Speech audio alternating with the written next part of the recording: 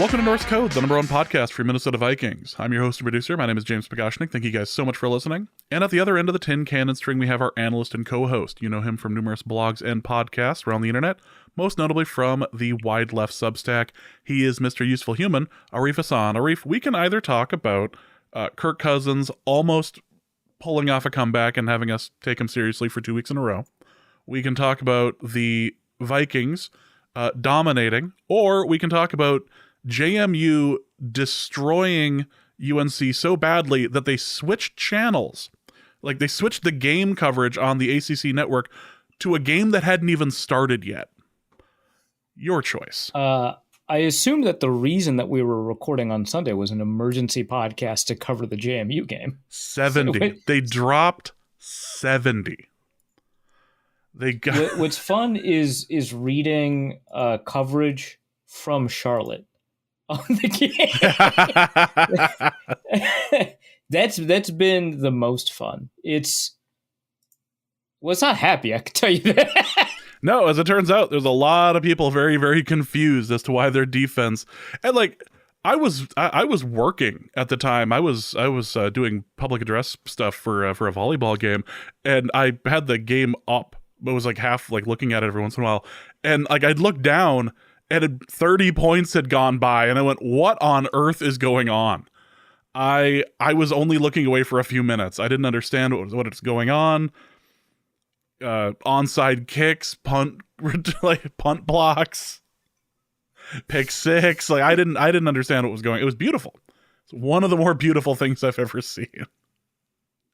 So North Carolina's defensive coordinator Jeff Collins has been appended the nickname either by himself or others heading into his tenure at North Carolina as the Minister of Mayhem. Certainly intended to be a throwback to obviously the Minister of Defense, but also the idea that it's this exotic scheme, it's going to cause a bunch of chaos, it's going to confuse opposing quarterbacks, and the columnists have picked up on this particular nickname and are not really happy with what it portends for UNC. Kind of generally, the most points ever given up in UNC's history. If the Tar Heels wanted to create chaos under defensive coordinator and Minister of Mayhem Jeff Collins, they certainly succeeded. North Carolina's defensive showing on Saturday was disorderly and haywired, to pick out a few fitting adjectives. Embarrassing day, Mac Brown said after the loss. Shocking day. You shouldn't be at North Carolina and lose to a group of 5 team. Period. There are no excuses. North Carolina's defensive woes are a systemic, pervasive issue. Saturday is yet another indication that no matter the transfers brought in, the top recruits plucked from across the Southeast, or the latest defensive coordinator peddling his snake oil schemes, the Tar Heels haven't been able to build reliable defense over the course of a decade. This is the culmination of a sad story that North Carolina has been experiencing for evidently a decade. Unfortunately, not one that the Gophers could participate in, but still a very long, sad story. Go Dukes. By proxy, they must have, I think they've chalked up a win against the Gophers at this point by at least 30. Yeah, they get to count that on their schedule. Like when the playoff committee does the rankings, they have to add another one for beating the Gophers, which won't count for much, but it might be a tiebreaker. That's important. There was a discussion as to whether or not to, let them play last year, so that's... Well, yeah. Welcome to this episode of Norse Code. We are taping tonight for multiple reasons. Also because they're doing 2 Monday night games tomorrow, and that's just awful. But we're doing this because Arif is traveling, so we're going to try to put this episode out tonight. How about that? You get a Monday morning episode of Norse Code. If you enjoy the show and would like to help us out, you can do so in a couple of different ways. You can go over to patreon.com/NorseCode and donate there. For $3.50 a month, you get access to the bonus material, you get access to the Discord, all of that. You can also go to paypal.me/NorseCode as well for a one-time donation. You can also go to norsecode.threadless.com for any number of wonderful pieces of Norse Code merchandise, t-shirts, baby onesies. It's unfortunate that I didn't think of this now, but I was going to send you with a bunch of those Arif Wigglers just to hand out at the stadium. But if I would have been smart, I would have put Norse Code Podcast at the bottom of it, but here we are. Right, yeah. I have these ideas when we're recording, and I will immediately forget them, much like your takes when you say them on the show. So it's just something that leaves your mind after you say it. Have I said that I forget what I say on podcasts? I don't remember saying that. Yeah, let's go with that. And with that, let's get into the show itself. The Vikings dominated the Texans, a team that many people are saying, a very good team this year. We will debate just how good of a team they were, but the defense absolutely showed up. Sam Darnold absolutely showed up. Justin Jefferson, Aaron Jones, any number of people showed up for this game, and this was a pillar to post, beat 'em down. It was not close. The Vikings beat the crap out of. I had to remember that we were just trying to preserve our iTunes explicit rating. They beat the Keisters off the Texans. That was quite a game. A bunch of people showed up. In a way, the offensive line also showed up when the tackles were healthy, which I believe was for every play but one for each of them, separate plays that they missed. But yeah, we saw some really excellent stuff from Aaron Jones, like you mentioned, Justin Jefferson, until he got hurt, kind of, ? We'll talk about it. Brandon Powell kind of showed up a little bit. That was kind of nice. Again, hi, guy. Jalen Naylor, my God. Johnny Munt tried his best, which is all you can ask for from him, I think. Yeah. Go Sam Darnold, dude. What a guy. Absolutely. Also, the whole defense. Well, let's talk about Sam Darnold first, because this was not a great performance. This was a very good performance. He still did the occasional dumb Sam Darnold thing where you sat there and what are you doing? Like the occasional, I think he had 2 shuffle passes that the second one worked out. The second one was great. Yeah. The first one, however, miracle that nothing terrible happened with that. While the refs were correct to call it an incomplete pass, I don't know how much I would have blamed them had they ruled it on the field as a fumble. Like, to me, that's like, oh, that's an incomplete pass. But it's like, you get it. And also, like, at some point, it's like, yeah, by rules, it's an incomplete pass, but like, you kind of deserve this, so it's a fumble, kind of thing, right? It's one of those, like, the spirit of the rule says this is not a fumble, but you know what you did. Just right. Don't do it again later this game. Oh, you did. Oh, and it accidentally worked out. Oh, this is only going to encourage you to attempt to do like Patrick Mahomes things. Crap. But hey, it worked out. The game was okay. So I'll say this. So Sam Darnold was part of kind of this larger element of Vikings play overall, because like a bunch of stuff happened in the game that was kind of nuts, right? They took a 58-yard field goal because the kicker needed practice, right? Like, that's how not close the game was. But also, that kick bounced off the upright, and it's like, well, you were kind of lucky that one went in. And there were just like a bunch of times throughout the game that the Vikings were kind of lucky that worked out. The backwards pass, which is kind of not Sam Darnold's fault because he did get hit as he was throwing it. And on a replay, you can kind of see that pretty clearly altered the trajectory of the ball. Anyway, it's a backwards pass, so it's a fumble. Brandon Powell picks it up and runs it for it was 7 yards behind the line of scrimmage, and he picks it up and runs it for like a 7-yard gain. That's pretty lucky. There's 2 or 3 players that I would like to have that ball thrown to in the general direction of, and he was one of them. And he's just like, oh yeah, I can make this work. It'd be like if it just figured out. If the ball just happened to go next to Ty Chandler and he went, oh, well, I'm going to take this to the house. I'll figure this out. Yeah, this will be fine. Like, this is no big deal. So yeah, like, there were a lot of times where the Vikings definitely got lucky. And last year, the Vikings got lucky would have been like an alarm bell, right? Or the year before, it would have been an alarm bell. We would have been talking about sustainability. I'm sure we'll talk about it in the mailbag. But people would have been talking about like, oh my God, the fumble recovery rate was like really excellent. All of these plays that just went their way, the refs ruled 50-50 in their favor. And, all of these chaos plays kind of just fell the Vikings' way. And that did happen in this game, but it's not an alarm bell because the Vikings won 34-7. This is not a case where if like one play had gone differently or two plays had gone differently, we'd be talking about this grave loss, and then we'd be like, oh yeah, it all bounced back. We shouldn't have, believed in them, and the truth is revealed. No, we can go on believing the illusion for even longer now, which is great news. We can all live in a wide receiver's tweet for this week. Like, we can absolutely just dive into that.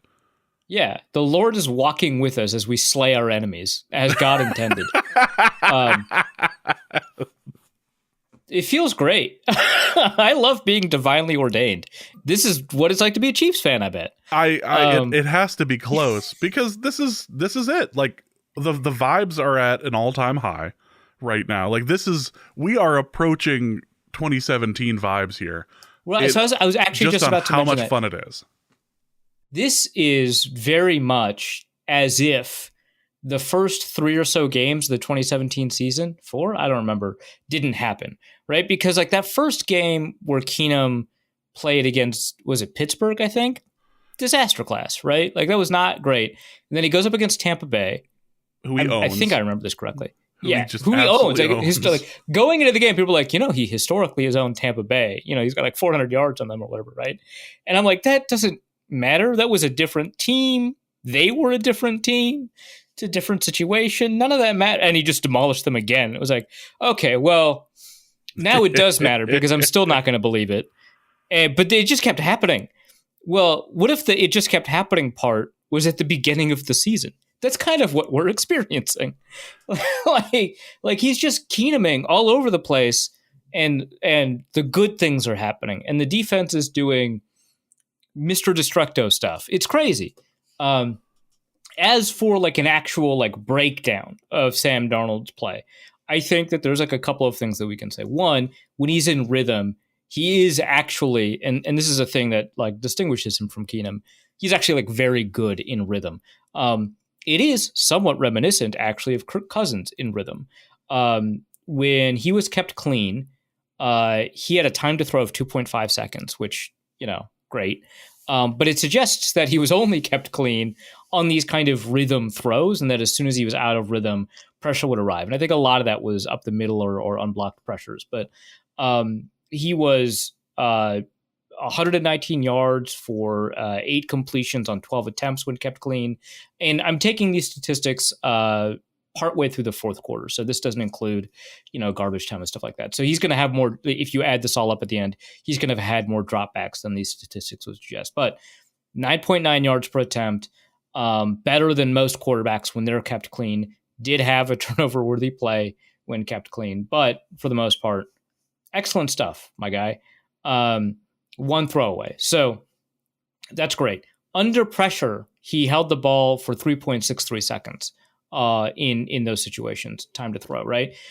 He was pressured on 13 of 17 dropbacks. Again, this doesn't include the whole game. And did have 8 completions as well, which is 61%, but for 4.7 yards per attempt, another turnover-worthy play. It should be noted that all of his touchdowns came under pressure, so that's nice. But he was moving around a lot, right? And that's when you get kind of this, dancing around, find Justin Jefferson open on the scramble drill over there, great. Or shuffle pass to whoever, great. Or Johnny Munt at the end, great. Like that, it was just screw around, find out, and it was good news, right? Most of the pressures for the Vikings occurred when they were not blitzed, and so actually we didn't actually see that many blitzes at all from Houston. They're not a blitzing team. We already knew that. But 6 of the 29 dropbacks that are recorded before we get into kind of garbage time territory were blitzes. So he wasn't blitzed all that often. And he did kind of make them pay when he was blitzed. So, all the better. But it was primarily when he's holding onto the ball, Maybe receivers aren't getting open. Maybe it's not just him, but he's moving around a lot. Like everybody has a higher time to throw when under pressure than versus not. We're kind of reversing causality when we talk about time to throw under pressure, when really it should be pressure under certain times to throw. But in this case, his really high time to throw under pressure is an outlier, even when looking at individual games of only pressure dropbacks. And so this would suggest that he was kind of moving around a lot, and that's what we saw. So there's a version of Sam Darnold that is in phase, that's working in lockstep with his footwork, that's getting rid of the ball quickly and getting to his first or second read. And that one is a remarkably efficient quarterback, more than most quarterbacks when they're in that situation. We see this every so often with Darnold. And then there's a version of him that just likes to play background or backyard football, right? Just loves to try to escape sacks from pass rushers that are faster than him, and just move around in the pocket. And sometimes his pocket movement is really nimble and nifty and cool. And sometimes it's like, hey man, that edge rusher ran a 4.5. Good luck. It's like those are the two situations. And Mahomes can do it because he can throw while still getting sacked. I don't know that Darnold can. So we saw some of these plays where it was pretty high risk, but obviously at the end it worked out. I think that his pocket presence was not as good in this game. I think that your characterization is right that, this wasn't a great game, but it was a pretty decent game. And paired with how excellent the defense was, that's kind of all you needed. Like, it's kind of weird to talk about like a 4-touchdown game as like a pretty decent game. Like 4 out of 28 attempts, like that touchdown percentage is insane, right? But yeah, it was a decent game. There's a lot of mistakes that he made, a lot of incredible wow throws. I think, was it Steve Palazzolo just tweeted out, when I think I've seen more wow throws from Sam Darnold than any other quarterback this year. Yeah, he had a lot of those in this game and in the previous games, but he also had a lot of what are you doing moments. And that kind of, to me, suggests overall, in the aggregate, he had a pretty decent game.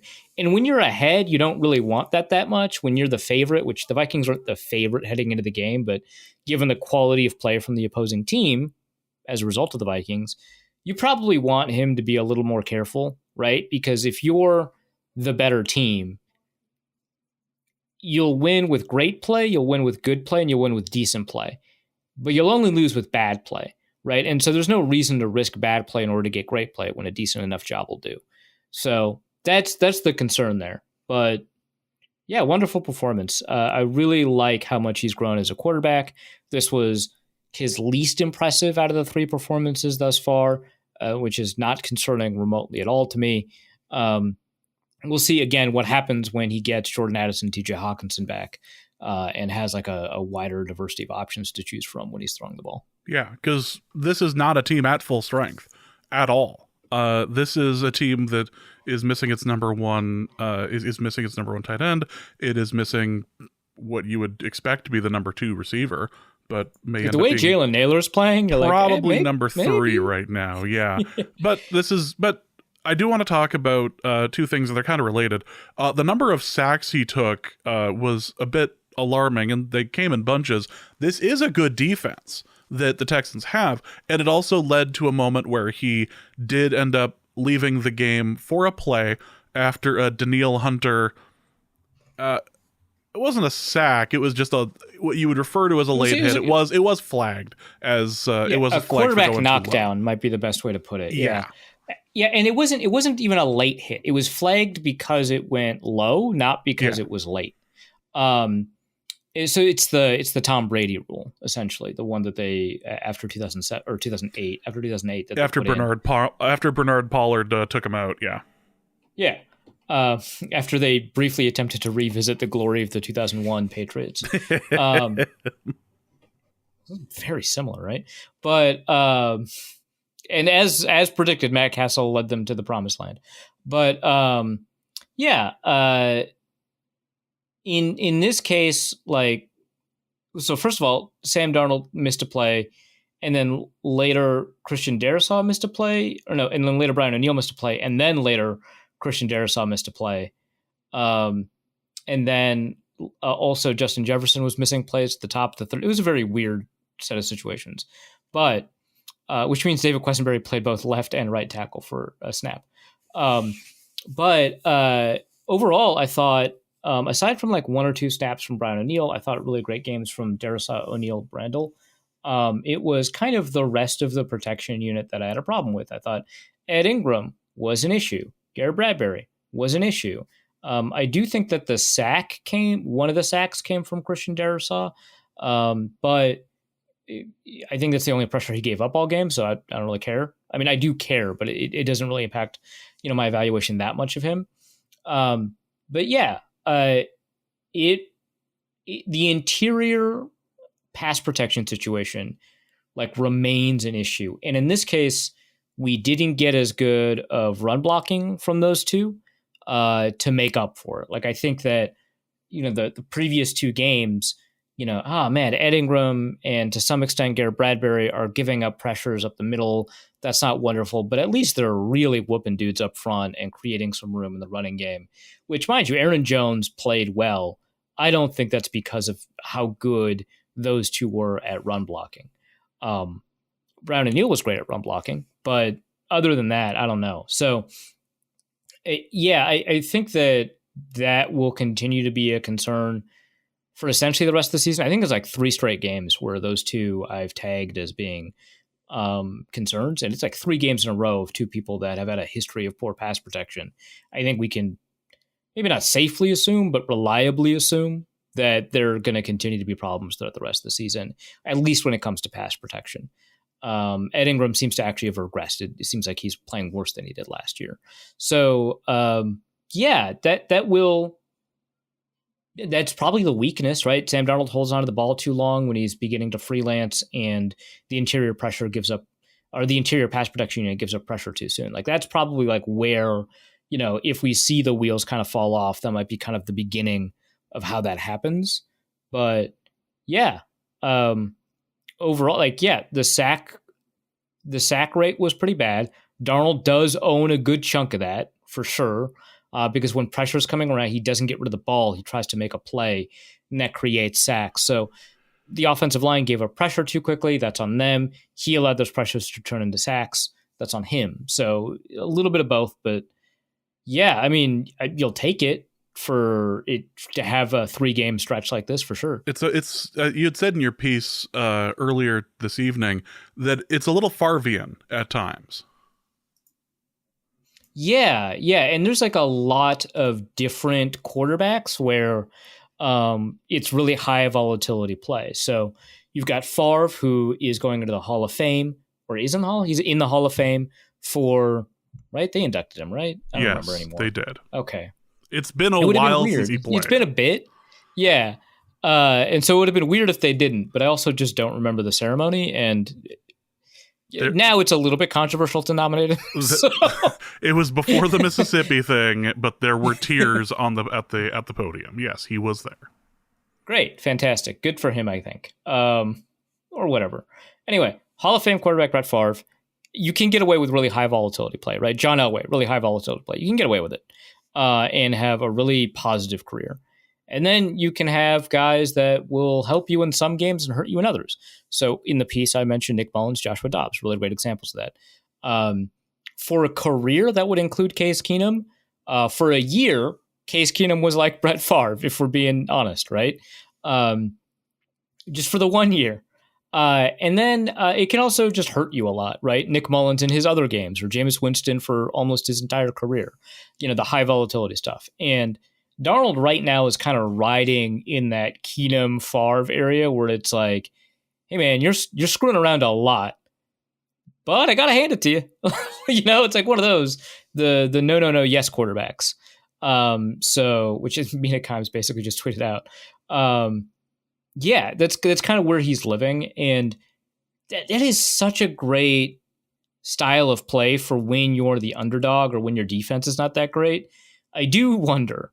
Right. And obviously it worked for the Vikings when their defense was great. But I do wonder, like, is he going to lose a game that would have otherwise been won? And that's the thing you got to worry about. Like, is he going to, change or adapt his behavior to the situation when it comes to how likely he is to take chances? And to me, I don't think so. Seems like not. But don't know. Kevin O'Connell is like an incredible coach. So yeah, anything is possible. Yeah, this was a good performance by him.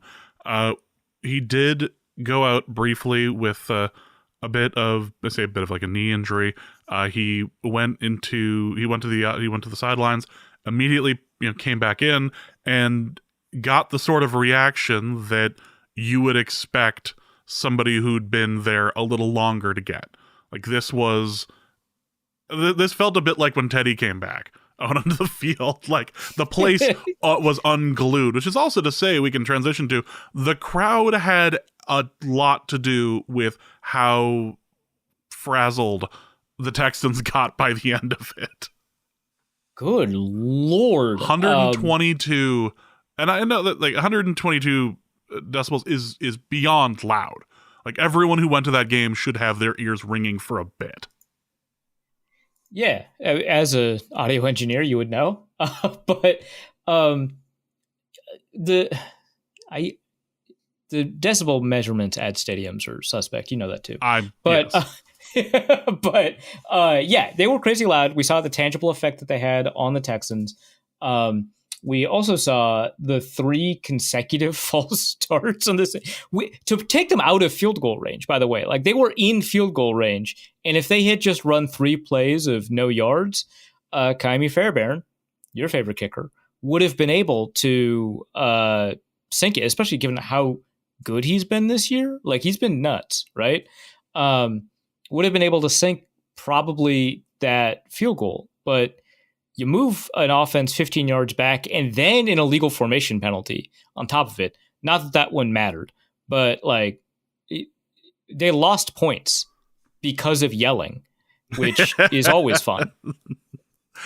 I don't know if it just went into Laremy Tunsil's soul. And that was just like he just couldn't handle life at that particular moment. Oh no, that was that was on offense. He had 5 penalties by himself. 5 himself. So he had 2 illegal formation penalties and a false start. As far as I can remember, I haven't looked at the penalty log or anything like that. But is that available at this site I'm looking at? Probably not. But I think the 3 false starts were 3 different players. He had a fault, and he was one of them. And then he had the illegal formation penalty there. He also had an illegal formation penalty in the first quarter, I want to say, which that's the one that I was ranting about in the first episode of the season, right? Where I was like, no, I'm glad they're calling it. F it. Yeah. I was right because it helps the Vikings now. But yeah, Laremy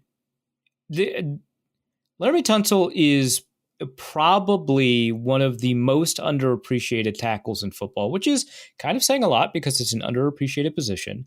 And there's maybe a lot of players that could, like Rashawn Slater, could, vie for that kind of title, right? But like people know Tristan Wirfs, people know Lane Johnson, people are very familiar with Jordan Mailata, right?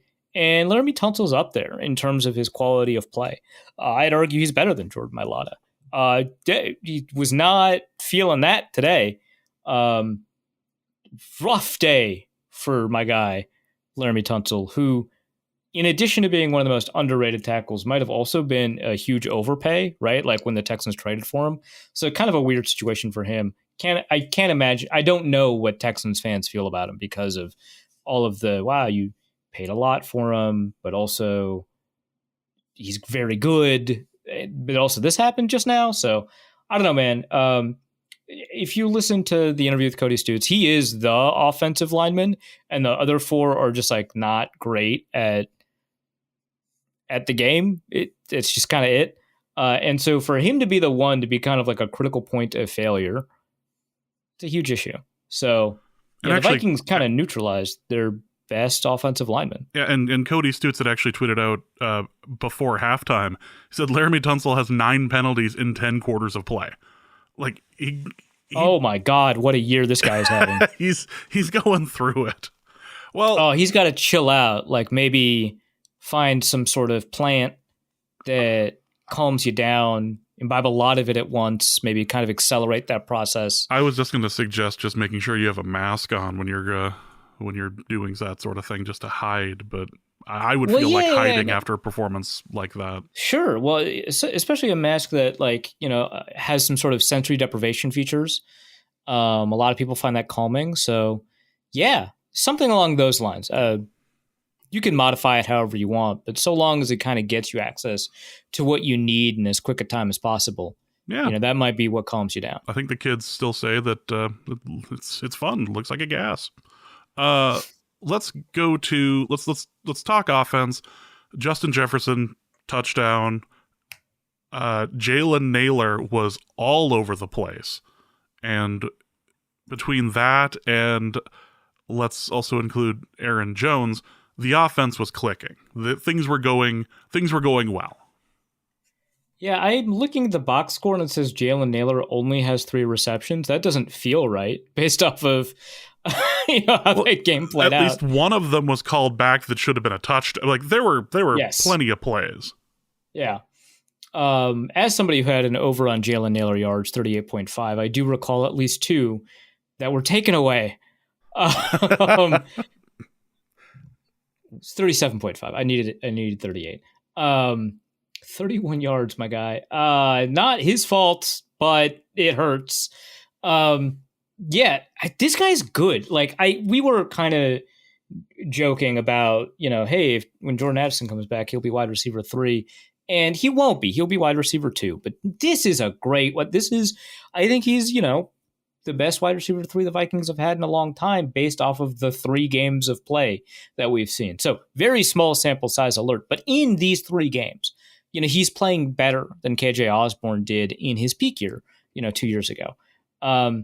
And better than Jarius Wright, I think. I think that's fair. Again, based off of these 3 games, things will change. His production will go down.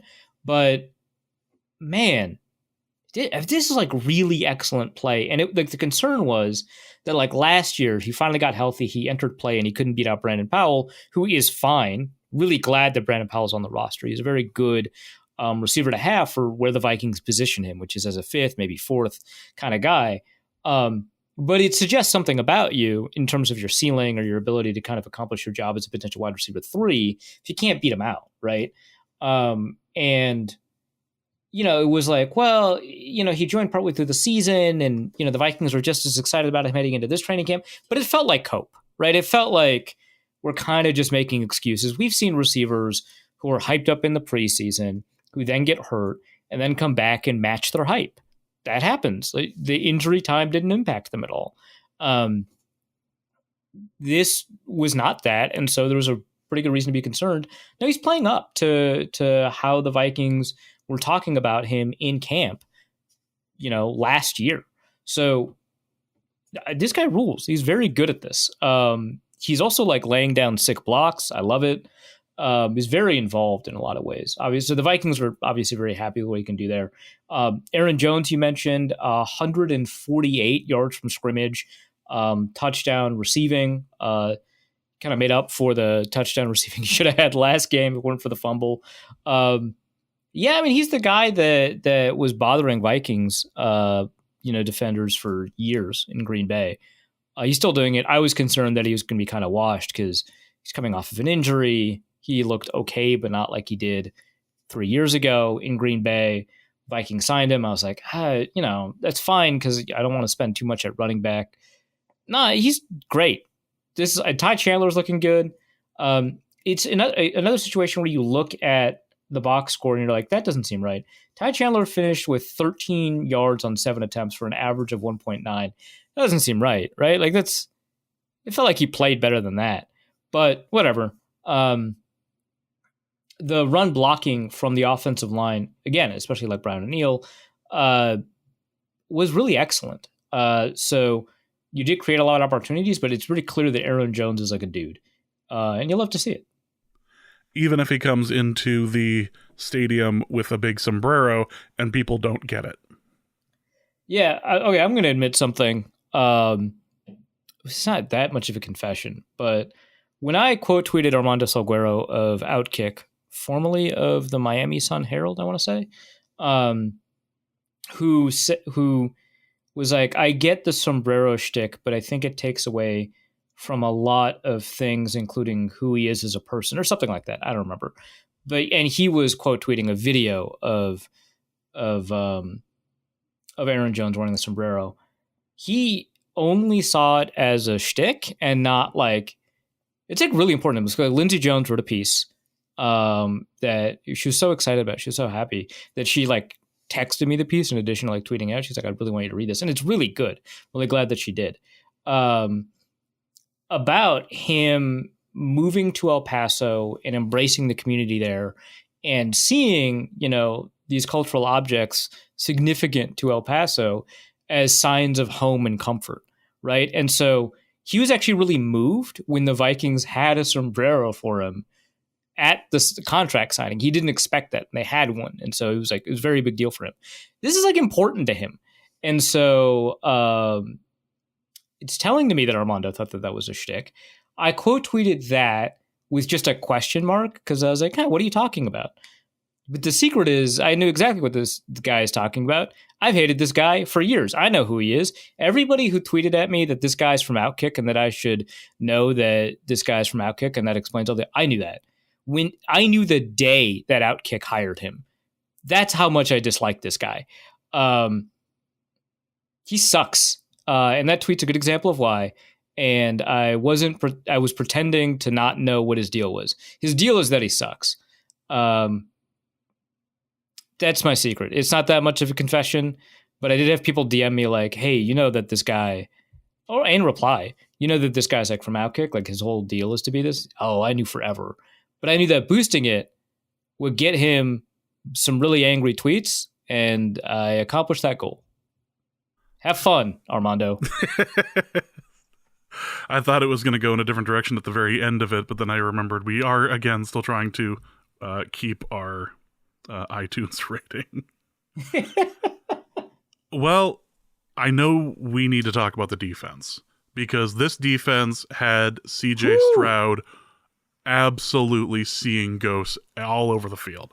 When he closes his eyes tonight, he's going to be hit again. Like he's just going to sit there, that's all he's going to get. He was frustrated. He was upset. He had his head in his hands trying to figure out what on earth Brian Flores threw at him. Yeah, I admittedly have not watched every CJ Stroud game with the Houston Texans, but I've watched a fair amount. This is by far the most upset that I've seen him. Again, I haven't seen every one of those games, but he was very successful last year, so not a lot of occasions for him to be upset. But yeah, I mean, he looked mad at life, right? Like he was losing his cool in his way, right? Like a lot of players lose the cool to start yelling and throwing tantrums. That's just not who he is. It was very clear that like he was absolutely tore up and frustrated and mad as hell, right? So that's what happens when you go up against a Brian Flores defense, I guess. I don't know that I've seen as successful an outing for Flores' defense in Miami. Maybe there's one or two games that are about that good against an offense that's purportedly as good as this Texans one is.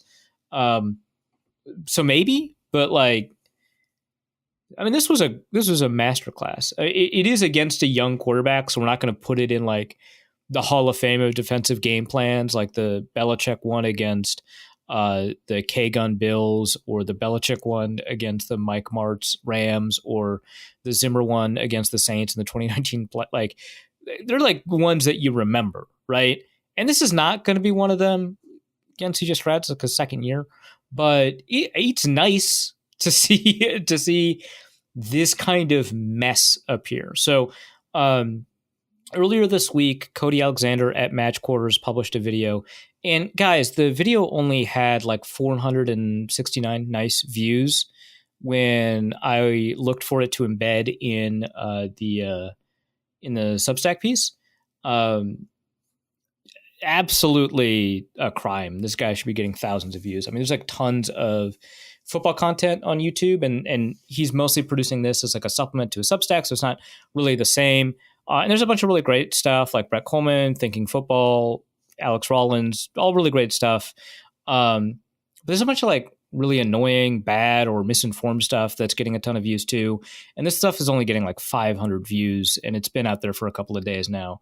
This guy's really smart. He knows what he's talking about on defense. I've asked him questions before privately to get some clarity. One of the first pieces I published at the Substack was to collaborate with him on the Brian Flores defense, and so he's actually very familiar with how it's evolved. And he talks about, and this I explained this in the piece a little bit.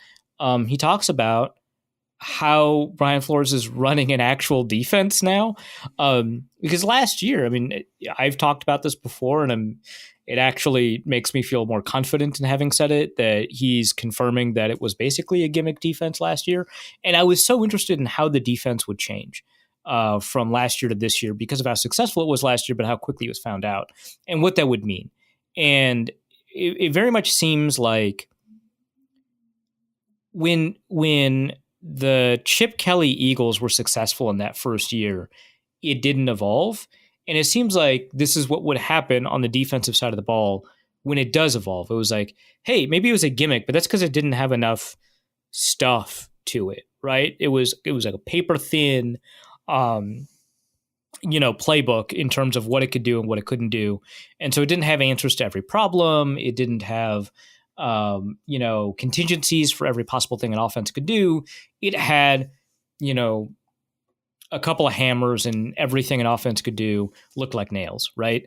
And this year, it's taken that base concept of a defense and added complexity to it, added some thought and nuance and care to it. He goes into a little bit of detail about what that means, and I talk about it a little bit in my piece. And we saw what that means here.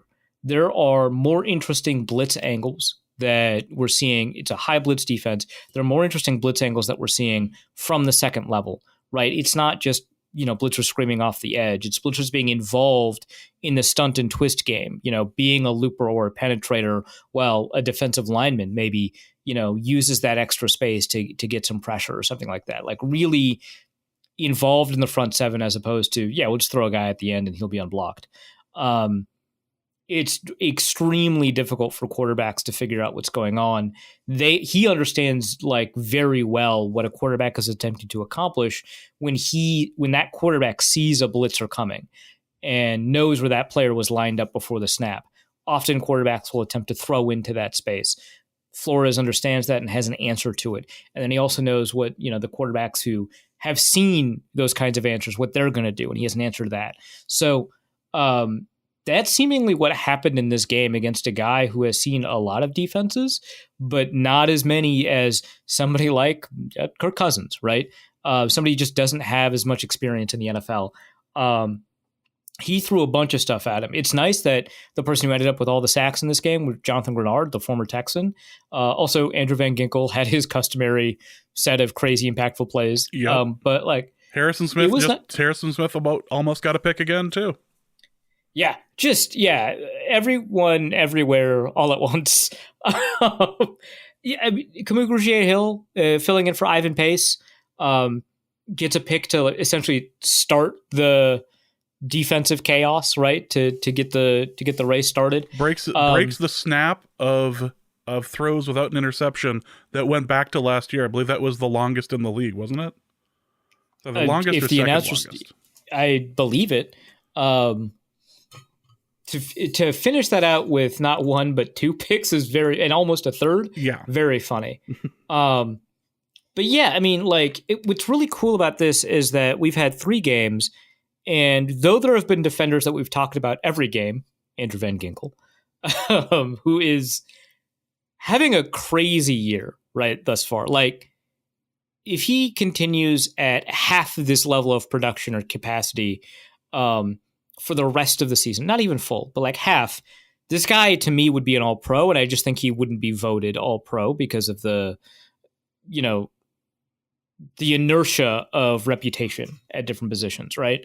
But he's having an insane year. So again, he has another game like that. So we're talking about, some defenders every single game, but there's just a new defender in a game that's having a great day production-wise, right? So, last week it was like Josh Metellus. This week it's Jonathan Grenard, right? Camus Grugier-Hill wasn't even in the prior 2 games, had a really good game here. And not just because of the pick, like he was doing a great job closing down on runners, right? Making sure that the Texans didn't have any room when they were running. Like Cam Akers averaged 2.3 yards a carry. He on his 9 carries, I think Grugier Hill had 3 of his tackles. Like nuts. He had a remarkable impact in the running game. Obviously, that impact in the passing game. We saw, probably Stephon Gilmore's best game so far. Hopefully, we'll see another better game in the future, because if that's the best, you hope for a little bit more. But it was a great game. It was good to see.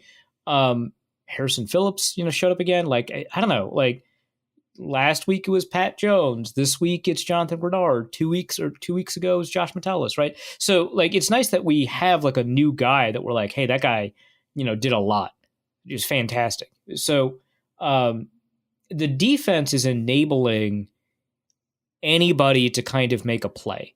And, the goal of most defenses is to do that. And every defense, preaches the value of like, staying disciplined and within your assignment so that somebody else can make the play, not being selfish about making the play and stuff like that. But we know that is, while that is the text of what they will say to their players and to the media, we know that the old Rams defenses were oriented around Aaron Donald. That's it. The whole goal is to get this guy free. The Browns defense, an extremely good defense, by the way, is generally geared towards finding ways to make sure that Myles Garrett has an impact on the game, right? The Rams designed their defensive scheme with the understanding that Aaron Donald was so dominant, you needed one fewer defender in the box, right? Like it was a poisoned defensive design for the next 5 years because of it. Like there are some defenses that are just designed around specific defenders, and that's fine if those defenders are really good and they're consistent. Like if you have an Eric Kendricks, then, getting guys that don't rush the passer but prevent guys from moving up to the second level to get a block on him, sure. Like there's a use for Shamar Stephen in that scenario, right? But in this defense, it truly is like selfless in a way that, I don't want to, add on some kind of like moral lesson or some like fable about how that's secretly, better football because it's morally superior. But it's cool to see because of how often we see it kind of oriented in different ways.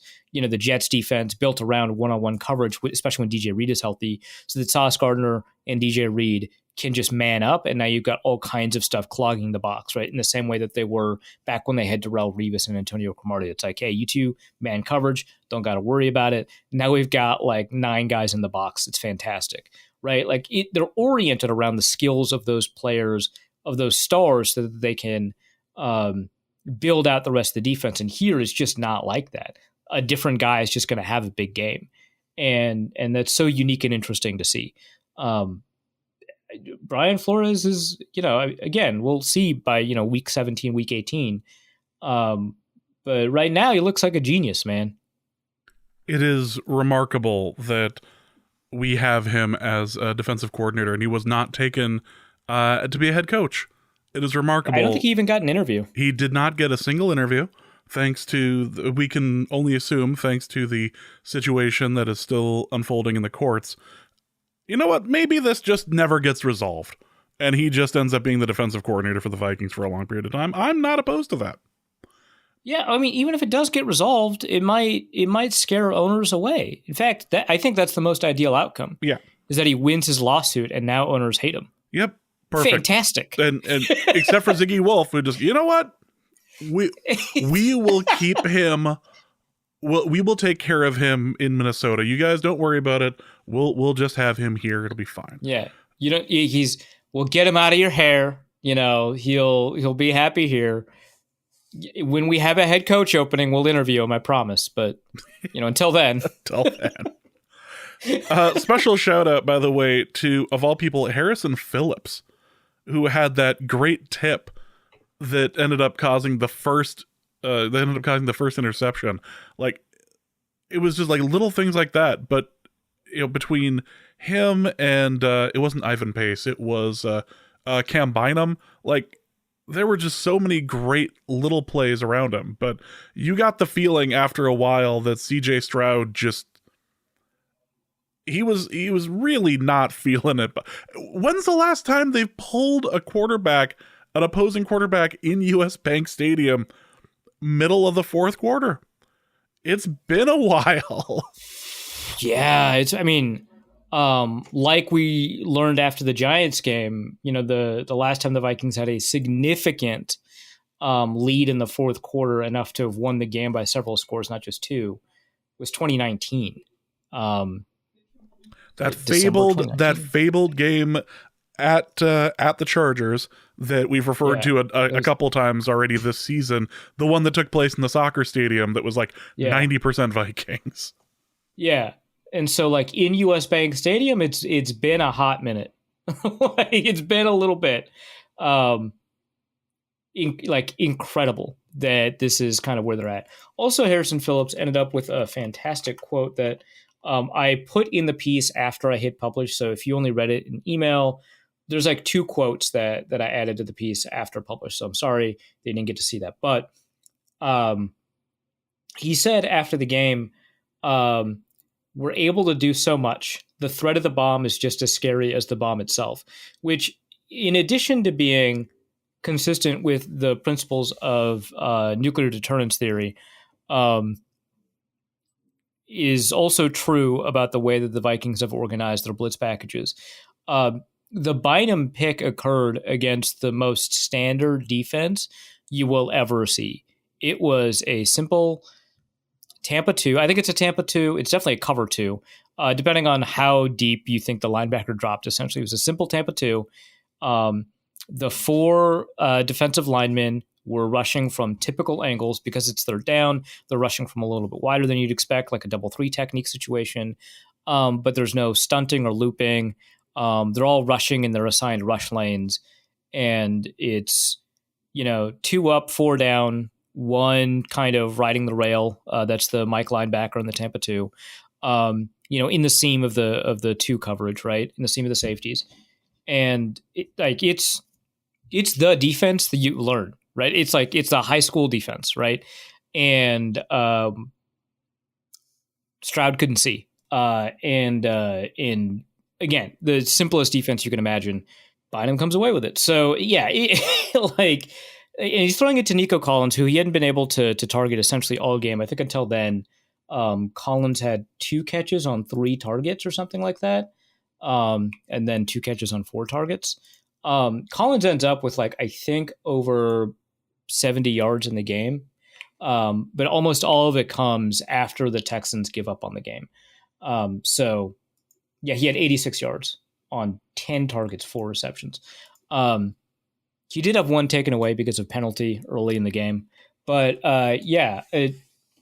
Stroud was just not having a good day. He's only had 1 worse game, and that was against the New York Jets last year, who, we all know had a remarkable defense that they couldn't do anything about because they had their current version of Sam Darnold at quarterback. Yeah, that. Well, let's. I don't even know what else to say about this game. It was wonderful to watch. The vibes are high. The Texans missed a field goal from over 50, which never seems to happen against the Vikings. But the Texans... Yeah, it's still true, by the way. Yep. Opposing kickers are the best kicker in the NFL, opposing the Vikings. Still true. And on top of that, the Texans have still never beaten the Vikings.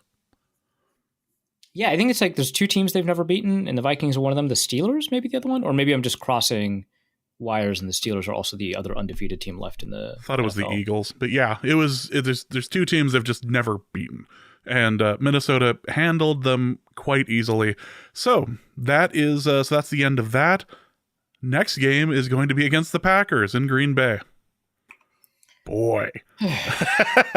Which means 2 things.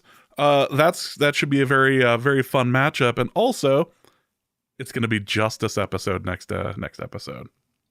Yeah, I'm gonna have to figure out how to arrange that interview because I'll be abroad. Yep. How to arrange that interview, but maximizing the likelihood of technical difficulties is within the spirit of the show. So the moment somebody reminded me that it's Justice Week this week, I just went, oh no. Arif is going to be in the UK and Justice is out in Oregon. Oh no, this is brutally bad. 8 hours apart. Yeah, which actually might increase the odds we're awake at the same time. Actually, there is a chance. He might as well be in Singapore at this point. Like, yeah, that'll be fun. All right, well, let's go over a couple things that we learned this. I say this week, but let's talk about today.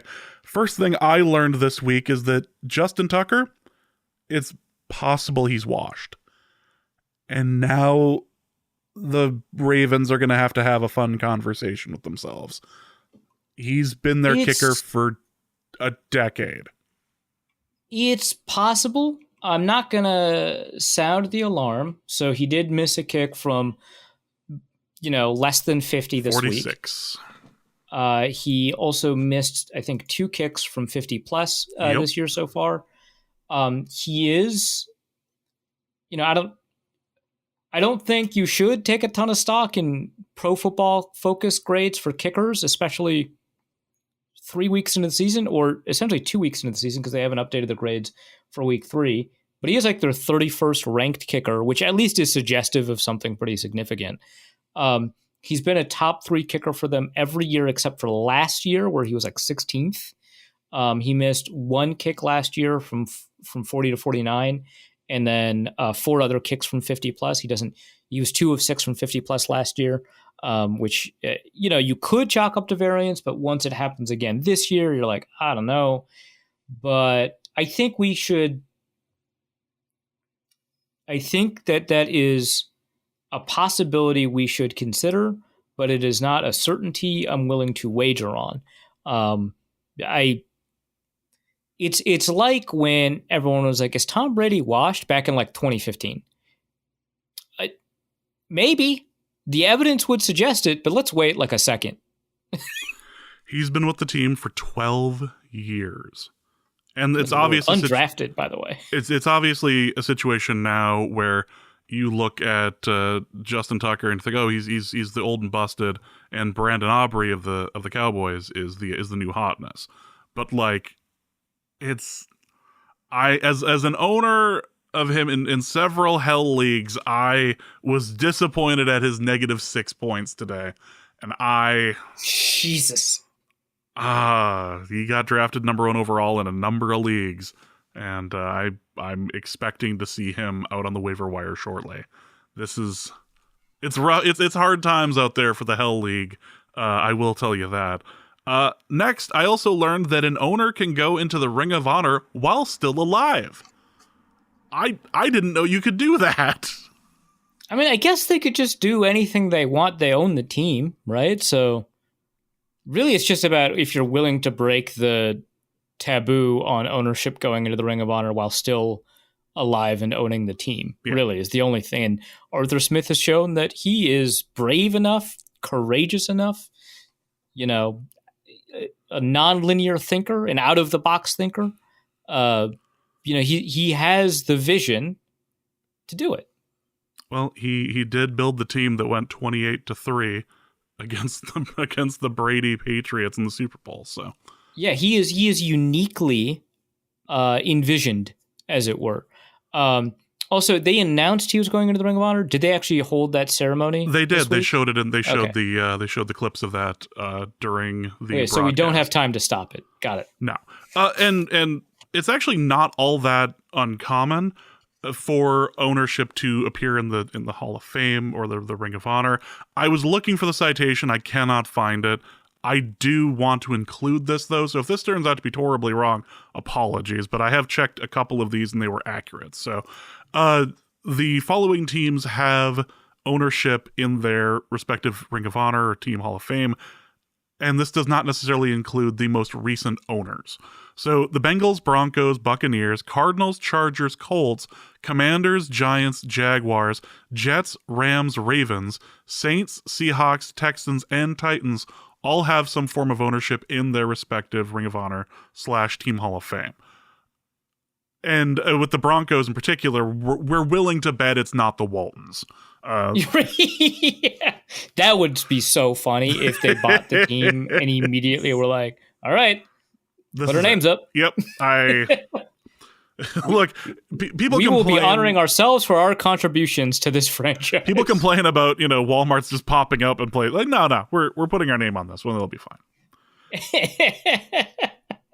Like, it's something else. So I learned that. Maybe it's just one of those situations where you can and maybe you just shouldn't. Also learned that Andy Dalton is going to ruin the Panthers draft position. Just out of sheer competence. I love it, dude. The Panthers can't have anything. Like, the good things are also bad things, right? Like, the reason that they traded up so much, including DJ Moore and 2 first-round picks to get Bryce Young in the first place, is because Sam Darnold won too many games for them at the end of the season. They had to trade up for one. They were at 9, I think. Yeah. So that could happen again. Andy Dalton is a pretty decent quarterback, and I don't want to underestimate him because he has beaten the Vikings as a backup and has come close to beating the Vikings as a backup. He has consistently played pretty well against the Vikings and also generally as a backup. He is a starting quality quarterback that no one believes in enough to start, which I understand. But now he's starting in Carolina, and it is brutal for Bryce Young. Like, Bryce Young has never looked as good as Andy Dalton happened to look this week. It was, admittedly, against the Raiders, but Jesus. Like, it's not like Bryce Young didn't have opportunities against bad defenses. He clearly did. He never looked like he had one good game. He had never looked like Andy Dalton did. Who had it been the QB1 throughout like training camp and stuff. Like, he just like shows up. He's like, yeah, I don't need to. I'm Andy Dalton. I've been a backup forever. It's fine. I had my time in the sun in 2015. Let's go. Let's let loose. He's the quarterback. And not only did he have like a good game, he had a phenomenal game, and enough where you're like, oh, okay, so Adam Thielen's not like a bum. Adam Thielen, by the way, got injured. But before he got injured, he had like 30 yards on like 3 catches, or 40 yards on like 3 catches and a touchdown, and he got injured on the touchdown. So it was like in the first quarter.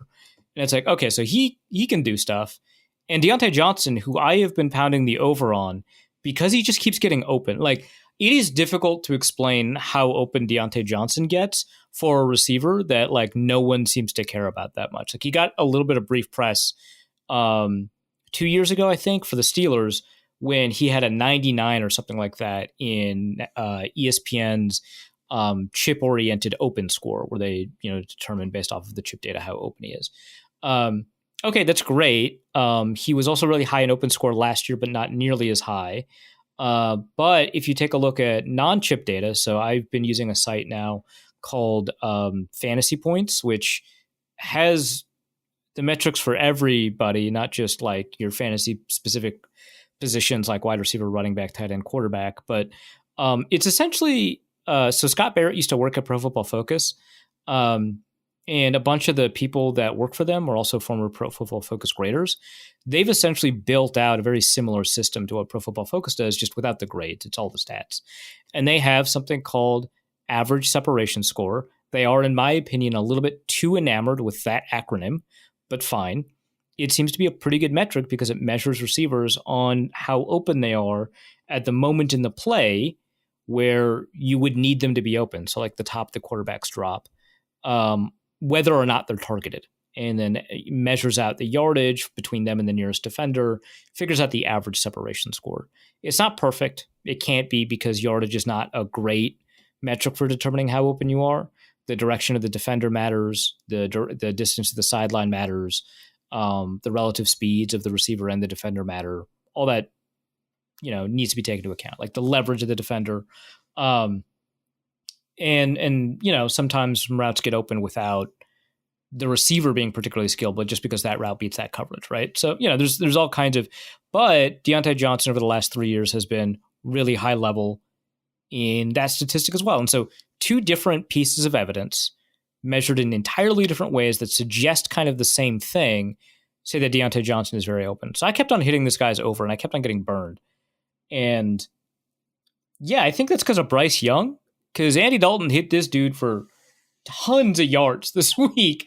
Like, Deontay Johnson was frustrating in Pittsburgh, not because he couldn't get open, but because in Pittsburgh, and I think we talked about this a little bit in the interview with Cody Stutes, he could catch all of the he could catch all of the difficult throws and drop all of the easy passes. And yeah, that sucks, but the most important thing is like getting 122 yards. The most important thing is like getting open. And he does that really well, and Eddie Dalton found him. Whatever the reverse of vindication is for Bryce Young. Yeah, I feel like now is the time for him to start up his own car dealership somewhere. Like, this is probably not going to go well for you. I think the worst I think is indictment. That's the word I was looking for. The worst is that, like, because he comes from a huge school, Alabama, he can't be the most beloved guy there, right? Like, they love Jalen Hurts way more than they love him, right? They love Mac Jones way more than they love him. He can't be, big man on campus and use that. Like, if he came from SMU, good, and they have a strong history, right? But good Lord, would they worship the ground that he walked on? If he came from Old Dominion, move over Taylor Heineke. This guy's the guy. Your car dealership would be so successful there. But no, he can't.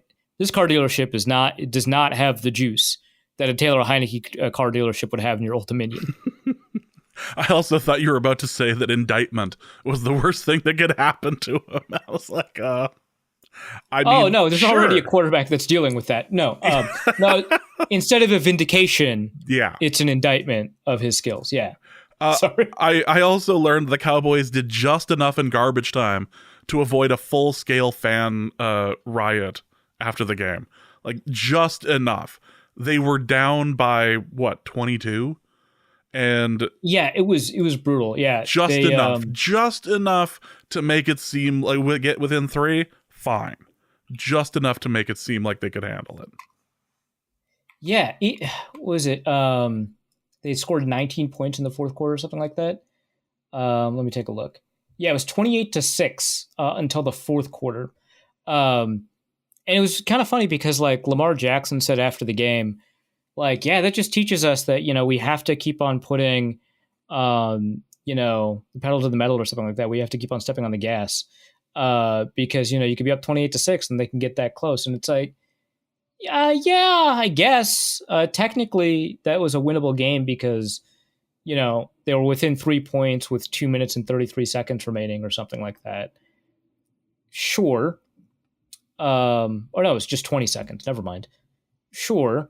But no, it wasn't winnable. No, this was absolutely the Mike McCarthy. But did you see what happened in the fourth quarter? Like, when they stopped playing defense and they just spent the entire time on roller skates. Yeah, that one. I knew we were down 3 scores, but did you see the last quarter?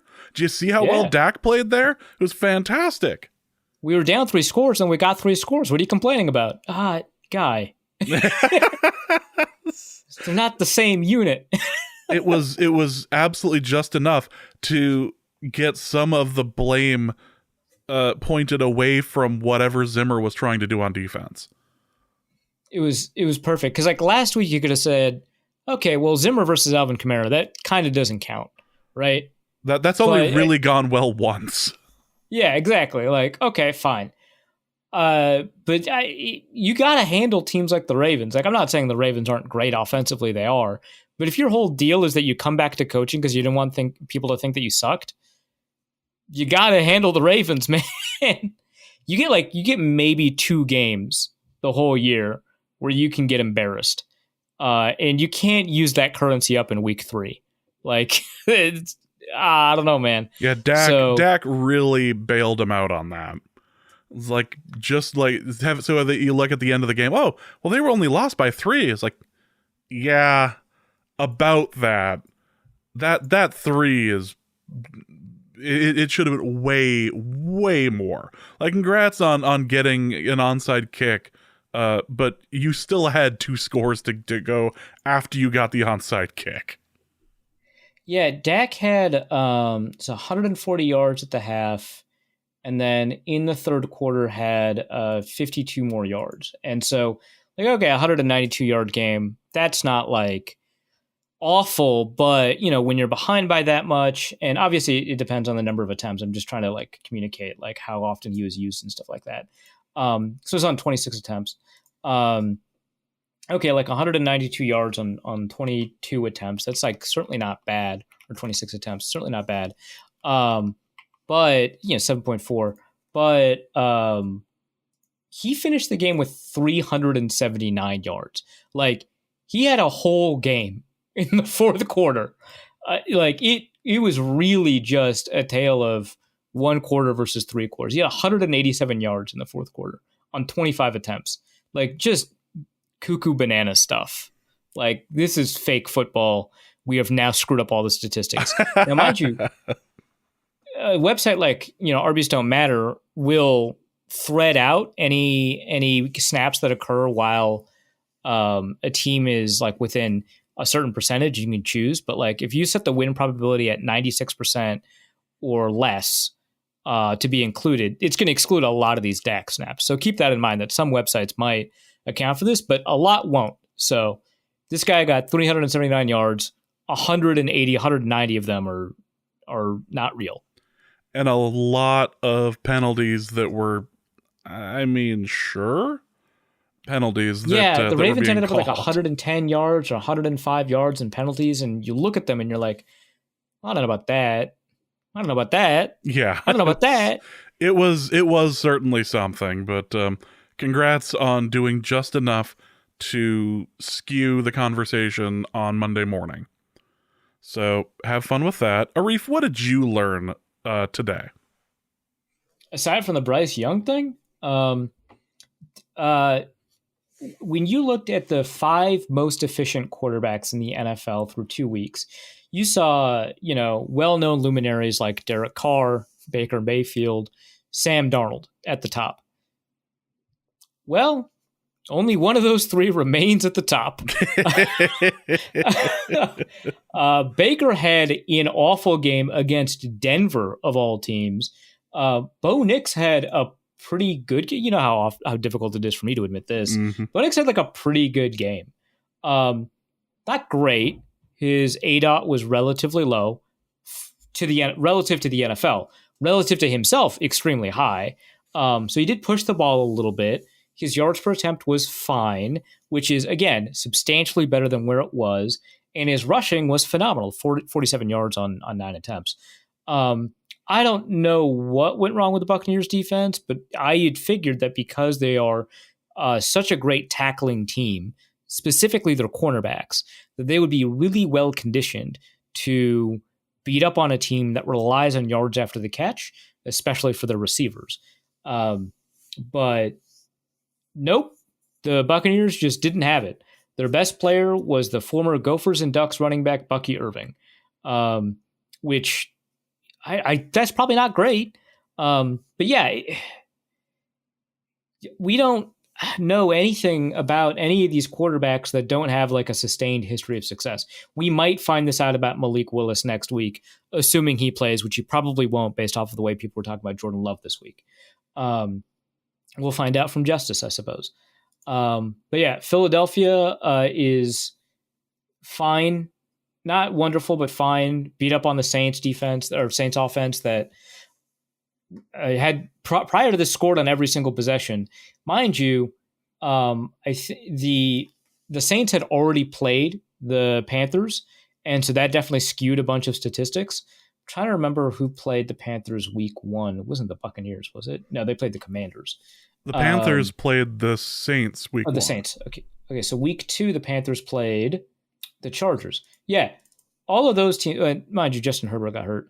All the teams that played the Panthers had a really high efficiency rating through 2 weeks.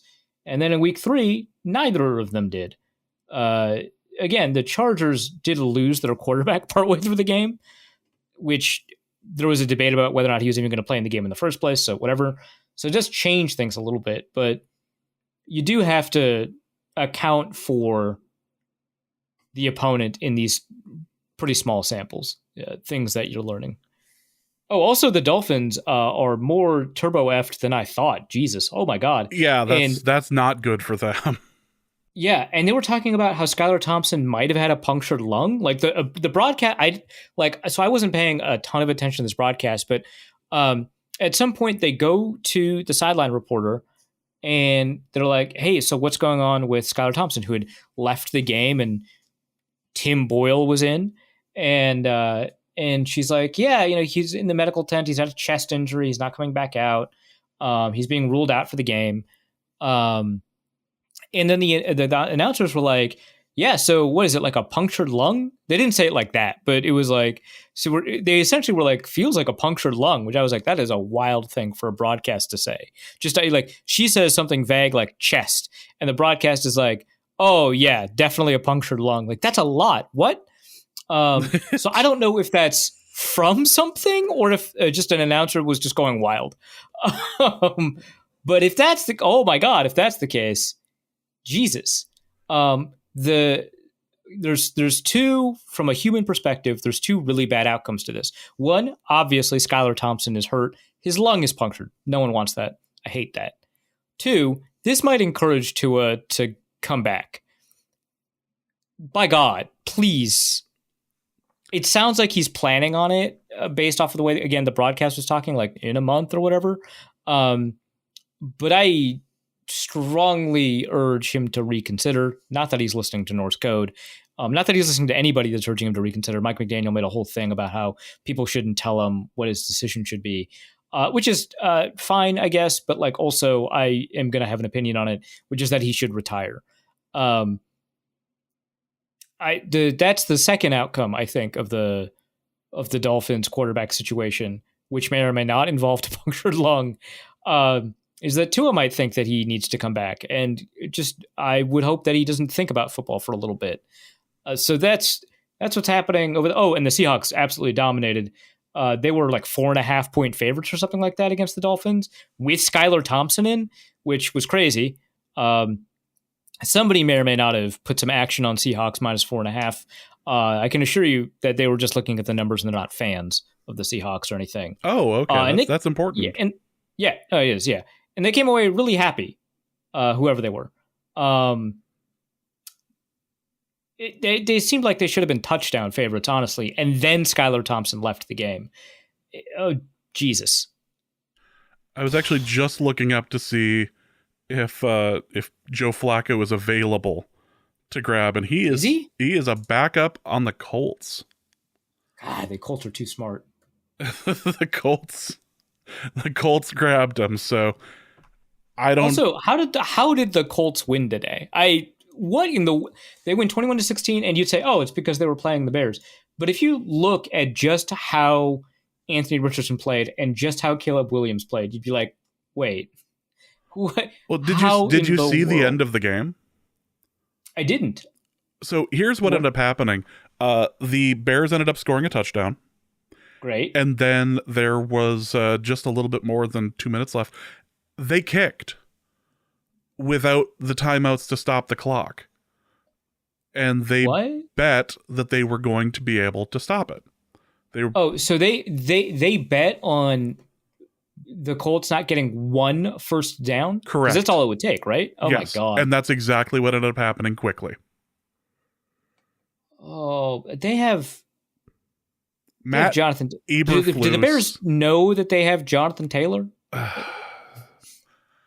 Matt Eberflus is the person is the person you point to on that, but like, yeah, that's what they did, and I just sat there and went, "There's really this is your decision. This is what you're gonna do." No, they that's how they handled it, and it went poorly, to say the very least.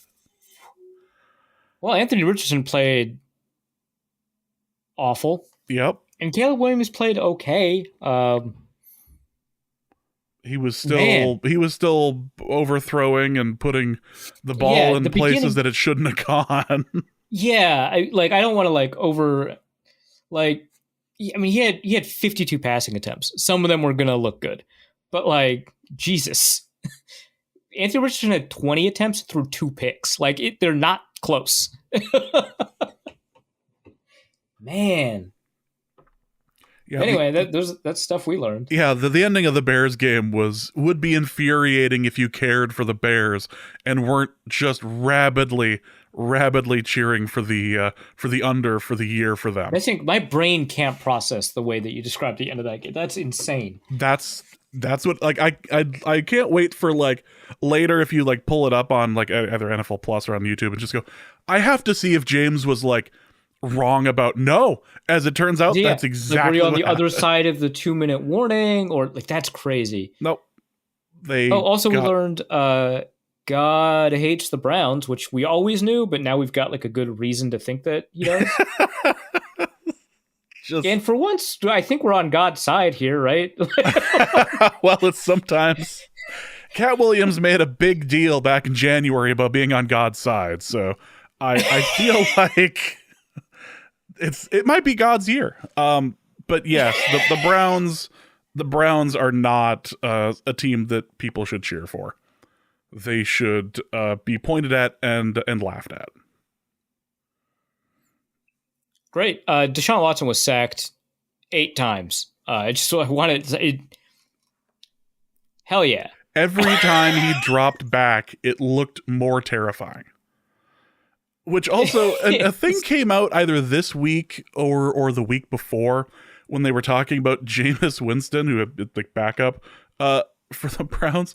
They were talking about how when Jameis goes into the huddle, the plays that he would, it sounds like he's like, yeah, the way when he would like when he'd tell people what the play was, it sounded like he was actually like he had a secret. Yeah, that was it. Yeah, he relays plays in the huddle like he has a secret to tell. That was it. Yeah, it's like he's 8 and he has a secret to tell.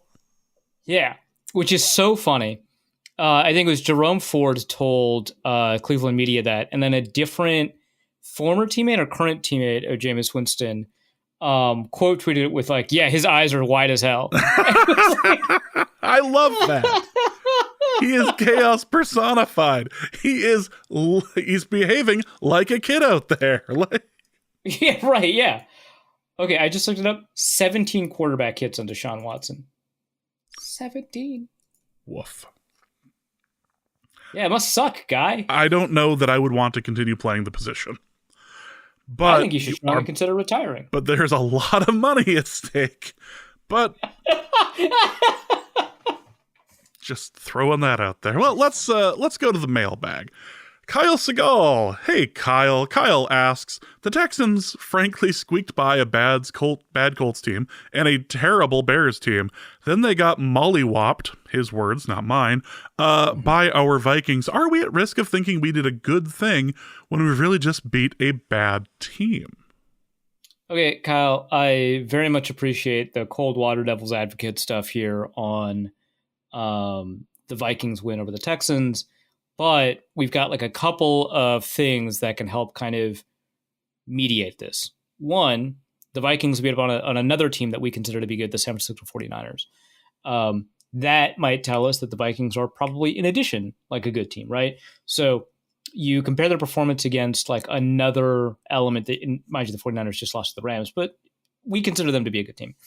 And at some point, you have to like, good teams don't just beat bad teams. They beat them by quite a bit, right? Which is what happened when the Vikings played the Giants. That can happen sometimes when bad teams play each other. So, put that on the back burner. But the probability, if you don't know anything about either team, except that one team is bad, let's say the Giants, right? And you know that the other team beat them, you can either figure that they're bad, average, or good, right? Those are your 3 possibilities.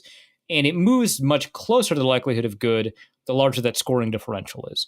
Right? Okay, great. Let's shelf that away. Let's talk about the 49ers. We think they're a good team. Let's say they're average. Okay, so the Vikings beat them by technically 1 score, but realistically it felt like a 2-score game. The final score occurs where they need to get an onside kick for it to be meaningful. So in essence, a 2-score game, right? And mind you, I was pushing back against this understanding or thinking back when the Vikings were winning a bunch of 1-score games because some of those 1 scores were occurring in the scenario I just described. But for the purposes of trying to determine if the Vikings are good, against a good team, you beat a team where the win probability is greater than 90% by the time they score.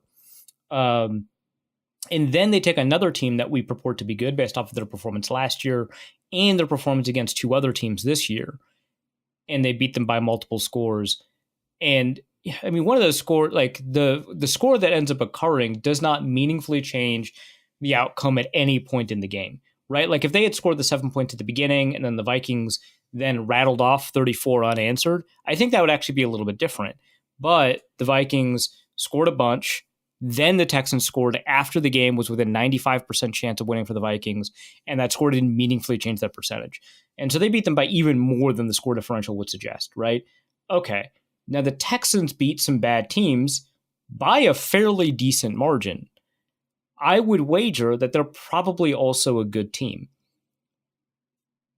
Based off of nothing but the information that we have at hand, that we assume the Giants are bad, that we assume the 49ers are average or good, that we assume the Texans are average or good, the Vikings are probably a good team. So yeah, maybe the Texans are secretly bad. But what are the odds that the Texans are secretly bad and the 49ers are secretly bad and that beating up on a bad team by multiple scores for 3 games in a row, essentially, again, the 49ers game, essentially, right, comes from also a bad team. And the odds of that are like relatively low. They're not super low because football is weird and you have stretches like this and games get, pushed in odd circumstances and bad teams beat other bad teams multiple times in a row by several scores. It kind of happened to the 2016 Vikings. We've been there with the Vikings, but realistically the Vikings are probably pretty good. So I get it, but this feels like looking for a reason to not believe, which I also get, honestly. But I think at that point you're kind of reaching based off of the history of results that we've seen. Well, Tommy Gunn asks, a bit similar, goes, can you guys pretend to be the national media and explain how this game was completely the fault of the Texans blowing it, and the refs stealing it, and absolutely no part was affected by the Vikings? I mean, if you're going to look at this, you have to go at the refs first off, because they are calling that ticky-tack penalty on not lining up exactly within like an inch of the belt. They're calling that way too often. It's ruining the game. It is ruining the flow of this team, and it's ruining the flow of the NFL. Yeah, and I think that the refs really cheated the Texans. I mean, 11 penalties for 88 yards, and not just the yardage. The yardage obviously matters. Laramie Tunsil is a model citizen. What are we doing penalizing him 5 times in this game? Yeah, it's pretty clear that, the league, the officials heard from the league office and they understand, hey, the Houston Texans are not a big money team. Dallas, that's a big money team. Houston, not so much. And so they're trying to knock them down a peg. Obviously, we all see it. And honestly, with their head coach is black, the league is racist. It could be, they're trying to help out some of these other coaches a little bit, maybe unconscious bias. I don't know. But, it's very clear that there's some manipulation going on here where, the Texans get a manageable down distance for third down, and then suddenly a penalty appears out of the ether, right? So, yeah, I mean, the refs obviously played a pretty significant role here. I don't know if the refs do it of their own volition or if they've been mandated by the league or, now that everybody has a connection to New York, right, because they've got the ability to buzz in during games and have conversations with the refs. I don't know if they got nudged a little bit during the game. I'm just asking questions. I couldn't. They would have to prove that didn't happen, I think. Yeah, I mean, look at the way even the broadcast was framing it. They had all these shots of Minneapolis, and none of them showed that it was still burning. So I feel like absolutely, we're missing the point here. There's bigger stuff going on, and the Texans clearly should have won that game. They were the better team. They were the better team. Yeah, we were both about to say they were the better team. They actually beat the Vikings in yards per play. I mean, what more evidence do you need than that? They had 4.7 yards per play. The Vikings had 4.6. They were the better team. They had more yards passing, 258 to the Vikings 156. And it's a passing league, right? It seems unusual to me that a team that was so dominant in these statistics, wouldn't get past the Vikings without some chicanery afoot. The Vikings were not really in control of the game. It was really more the Texans, making some mistakes here or there. I mean, throwing that pick against cover 2. It's the Texans beat themselves more than the Vikings beat them. And it's really difficult to say, hey, the Vikings are good because they got a pick that was thrown directly at them. Like, that's not a skill that you can rely on and develop over time. No, it's absolutely not. And Davis Mills looked great out there when he was out there in the fourth quarter. Like, Davis Mills was moving the ball down the field. That much is absolutely for sure. Yeah, he had 79 yards in a quarter. I mean, in half a quarter, honestly. Like, clearly, his ESPN QBR was 92.9. Like, quarterback controversy in Houston? I don't know. Maybe. But yeah, I mean, it's really just about how these excellent Houston Texans were screwed and how the Vikings really just kind of benefited from some luck here or there. Yeah, absolutely. Well, let's go to Tep, who asks, rank these 3 QBs by the likelihood. That one was hard to keep a straight face. That was difficult. That one. Yeah. Sorry, the Minneapolis burning thing. I may have gone too far on that. Well, yeah, we went from like a left-wing conspiracy to a right-wing conspiracy in like 2 seconds. That was crazy. Yeah, well, we were doing our best Stephen A. Smith, so that thing just sort of happens when you do a Stephen A. Smith. Let's go to Tep, who asks, rank these 3 quarterbacks by their likelihood of starting Week 1, 2025 for the New York Jets. Sam Darnold, J.J. McCarthy, or Aaron Rodgers? God, that's funny. Aaron Rodgers strings them along until the final week of the preseason. That's my pick. That's funny. Oh my gosh. Okay, yeah. So Rodgers number 1, but not without some controversy along the way. God, he really is like annoying.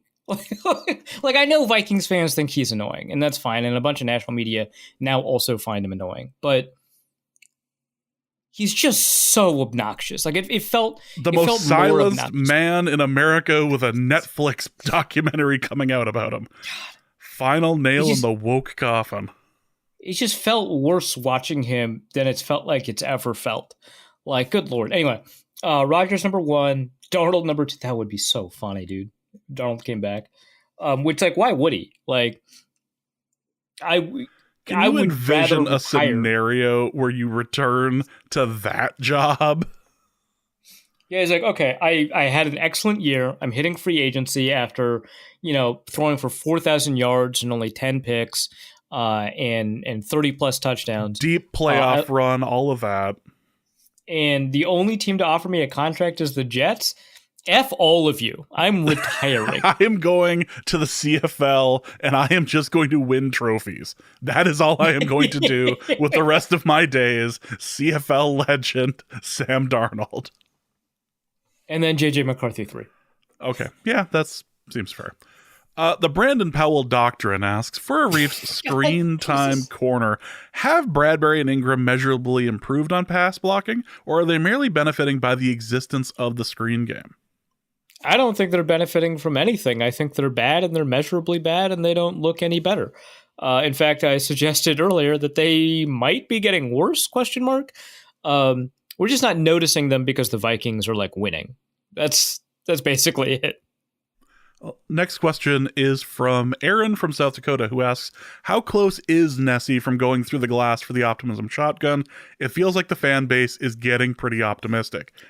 Within microns, Nessie has already been thrown at the glass case, the break glass in case of emergency case, and is microns away from making contact with the glass. This fan base will go rabid if they handle the Packers the way they've handled the first 3 games. If that is the case, yeah, that's it. The governors are off. The reins have been thrown into the sea. We're going full bore. We're riding. Yeah, that's where we're at. We're at the precipice of a full blown Optimism shotgun. Like, yeah. We may need to go automatic. I guess the best metaphor could have been the safety's off, right? Like that. Well, that's all the stuff that would be improved in edit if I believed in doing that sort of editing. But we're not. Instead, we're going to ask an incredibly important question. And apologies, you probably know the pronunciation better than I do here for the user. But Janik Eckhart? Yeah, I don't know. It's probably Yannick. Either way, asks, is Justin Jefferson washed? The man had 2 drops in the second half. that seemed uncharacteristic. Yeah, pretty uncharacteristic. So his drop rate this year, so that brings his drop total this year to 3, which for those unfamiliar is a lot given the number of targets and receptions that he's had. His drop percentage this year, let me see, I've got it up, is 17.6%, which would not just be the highest in his career, it would be tripling his career average. More than tripling his career average. The average drop rate for an NFL wide receiver is just shy of 6.5%. And so this is more than double that. He's done. He's cooked. The Vikings paid him and he gave up. Ouch. No, I mean, obviously, yeah, right. Obviously what happened is the broadcast mentioned that he was flexing his hand at the beginning of the third quarter, and he'd been kept out of a couple of plays at the beginning of the third quarter. And then he comes back in and those 2 targets occur and he drops both of those targets. And I don't know if it was his hand that he was flexing that made contact with that first drop, but the second drop kind of hit both hands, or vice versa. One of them did. I think that's interesting. Also, we should note that Jefferson essentially has 1/2 of production for each of the past 2 games. And yet, over the past 2 games, let me see. Nope, that's what is happening here. Has 214 yards over those individual halves, which for the mathematically inclined among you, you might notice would make it 214 yards a game if you combine the 2 halves. That's pretty impressive. So right now he's averaging 97, 98 yards per game, despite having missed substantial portions of the last game and having played this game with apparently maybe a hand injury. I don't know. Let's count it because it makes him look more impressive. Jesus Christ. That's a lot of production, my guy. He entered the game second in the NFL in receiving yardage, despite, again, missing a half of football. Out of the 8 quarters of football, he played essentially 6.5, right? And he was second in the NFL in receiving yardage, up against the number 1 player in receiving yardage, Nico Collins, which, the Jefferson did pass him. I will say that. He's probably not washed. One person we didn't mention during the game review was Stephon Diggs, who did put up some good numbers and was not just on that last drive, but was really was all over the field and really trying to be useful, really trying to actually gather the team and get them organized. As somebody who's seen the power of the crowd and everything, was actually trying to get the team to focus. It didn't work, but he was all over the field and was team player. Yeah. This was he was doing well, and said later in the presser that, or in the interviews after, was this was going to be a very emotional game and everything. Just kind of got to put it out of your mind, but it meant a lot to come back, and he played like you would expect a good receiver on the Texans to play. It's they just couldn't hit him for a touchdown or anything. Yeah. 10 for 12, 94 yards. No, he played really well. And, one of the things about him is that, he's a really high-level route runner. That's true. That was true in this game. But he has, crazy hands. And we definitely saw that in this game. Crazy good receiver.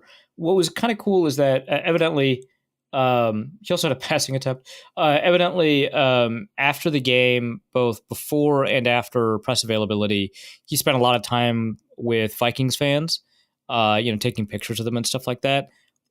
Seems like he and Jefferson are homies too. They swap jerseys and stuff. That was nice. Certainly does not seem to hold any ill will towards the fan base at all. Was very excited to meet all these Vikings fans in Minnesota. So that was pretty cool. I still maintain that the man needs a statue outside of US Bank Stadium when Absolutely. It's appropriate, of that arm extension or whatever when he's during the miracle as he's running down the field. I need that, or the tossing of the helmet.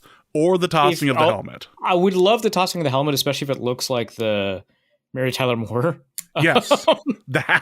It's perfect, right? If Philadelphia has a statue of Nick Foles, which I get it. They won a Super Bowl, and we're celebrating something that's not. It's a little bit different.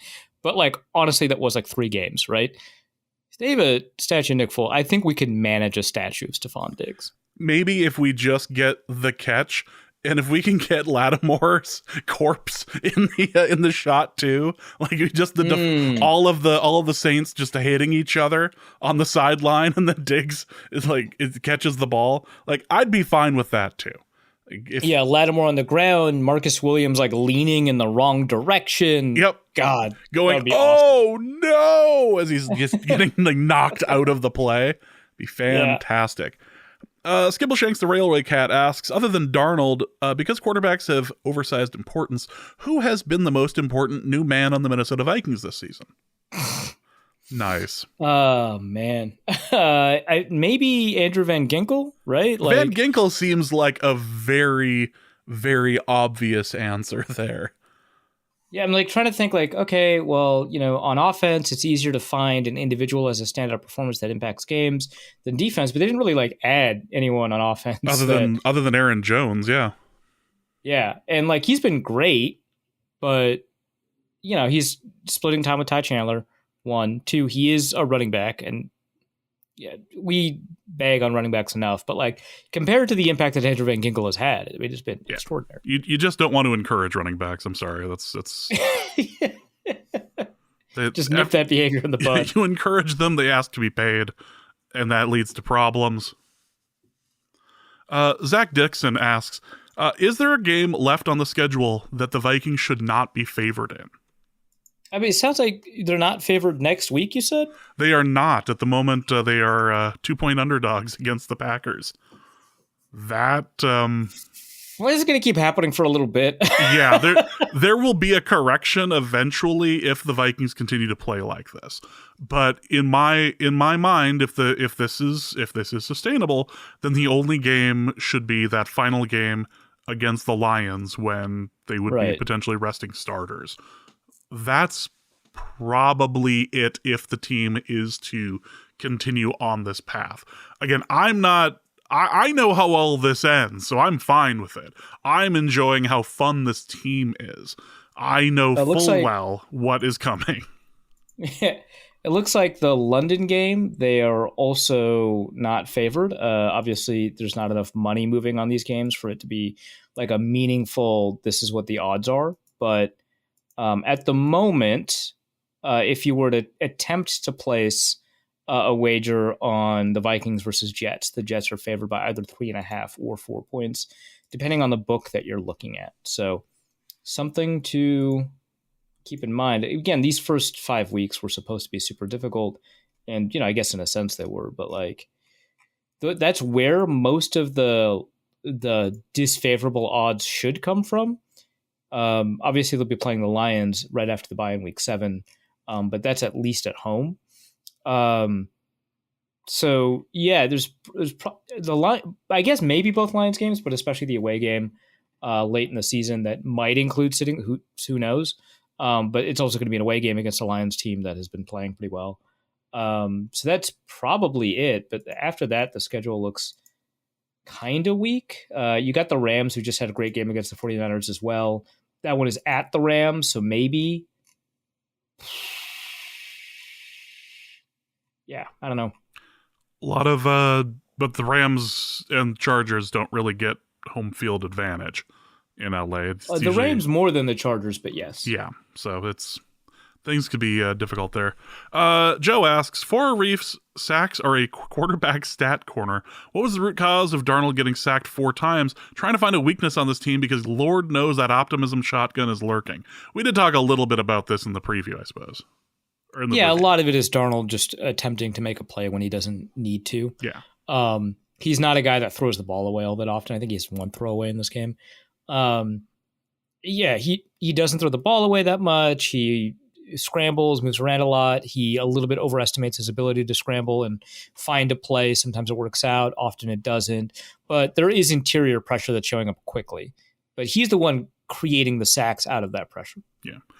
Hitman Stan asks, if Flores built this defense to counter the Shanahan offenses, what was sacrificed? Which offensive schemes are they vulnerable to?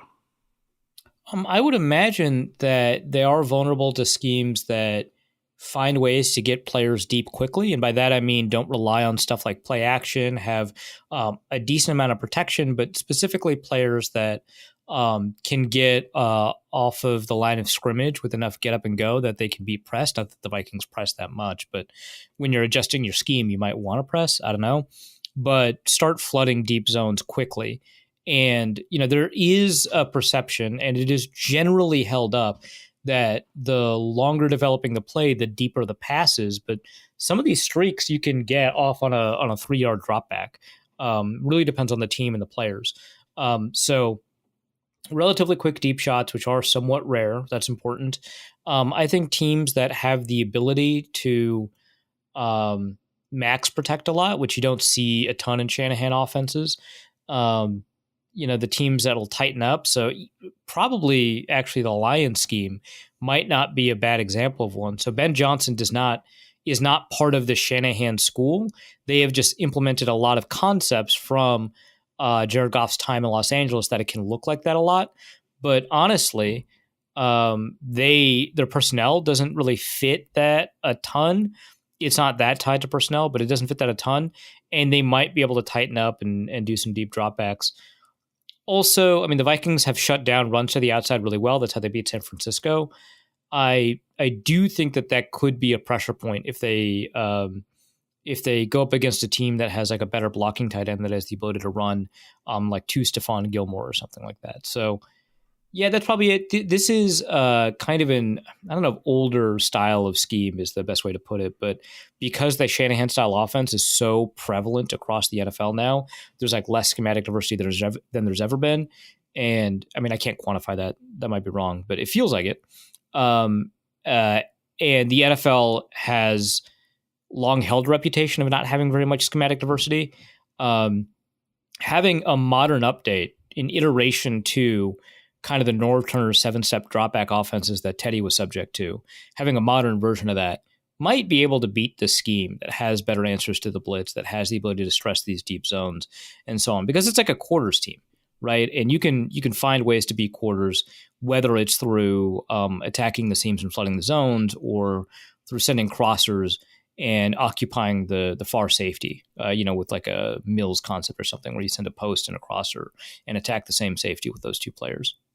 Let's go to Vignesh, who asks, for a Reef Social Justice Corner, how much racism in the NFL are we willing to accept if Brian Flores can stay as our defensive coordinator?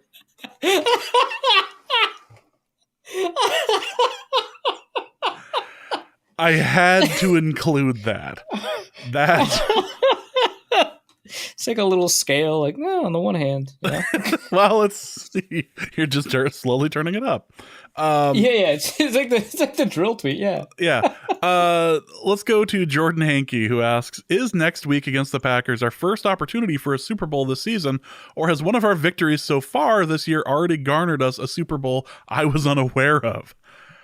Oh, that's a good question. No, I think this is the first, but I think it's a good question. I think that there could have been a possibility that we could have conjured a Super Bowl out of the San Francisco game for, because they're, the NFC's purportedly potentially their best team. That could have been a Super Bowl, especially because the Vikings do have a long-standing history with the 49ers that goes more back to the 80s. But that's something to consider. Also, there were a ton of revenge games in this Houston matchup, a ton. So that could have been a Super Bowl, but I don't think either of them, were billed that way. So I think that the next week is the first Super Bowl. I'm just going in my head as far as because the Packers lost week 1 against the Eagles. Eagles then lost to Kirk Cousins, and Kirk Cousins just lost to the Chiefs. So technically speaking, the Chiefs do have a linear Super Bowl they're defending, but this is the first one that the Vikings have a shot at, and this fan base is going to go rabid if Sunday goes well. Draw Play Dave asks, who should be in President Darnold's cabinet? For those who are unaware, there is a subreddit called The Darnold. which was a parody of the one that existed for Donald Trump in the 2016 election. The Darnold. It's called the Darnold, and it is everything you would hope a Vikings parody parody subreddit to be. It is fantastic, and the subject of the last two draw play pictures for Vikings victories. Which is why you got like the Darnold Jeb meme, which was great.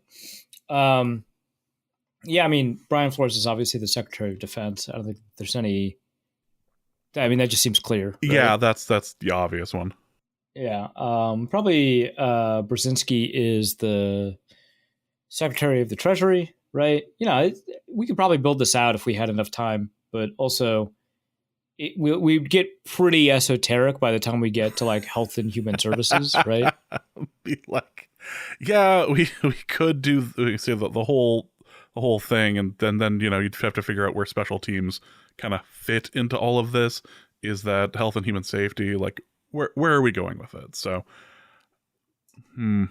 let's instead move over to Luke Braun's dad, who was asking for Reef's illegal corner, a corner I didn't know we had. If I had to hide a bunch of money, is uploading it to gambling apps a good idea? Asking for a friend. Years ago, you could have just done that through NFTs, but that market collapsed hilariously. Yeah, they don't seem to hold value well for some reason. No, that's actually not great because all of the gambling / fantasy apps, remember, they are different legally. And if you accept a sponsorship from one of these fantasy apps, you do have to be careful about that. No, they all take your like social security number and stuff like that. It's all reported. So no. Now, if you say found an app for an offshore website that wasn't in the Google Play Store, maybe you downloaded it as an APK and enabled root settings to install it, which I recommend against kind of strongly, actually. You could use an app to upload money but like that just seems like a lot of extra steps, especially because most of the sites use crypto anyway. So you would have to find an offshore crypto exchange because now they're also regulated. But that would be the way to do it, hypothetically speaking. The other side of all of these things becoming legal is that they're tracked.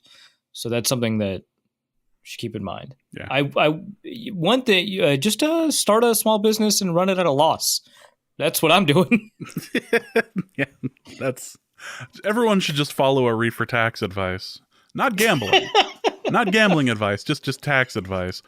A second jet has hit Drew Bledsoe, asks, how should I, a Lions fan, coming off the first taste of success, how do I respond to the utter domination that this Vikings team seems to play with besides drinking? Just wait. The bottom's going to fall. Like, we know. The bottom's going to fall out. Yeah. You're a Lions fan, so you haven't really had the experience with the Vikings that the Vikings fan base has. Just wait.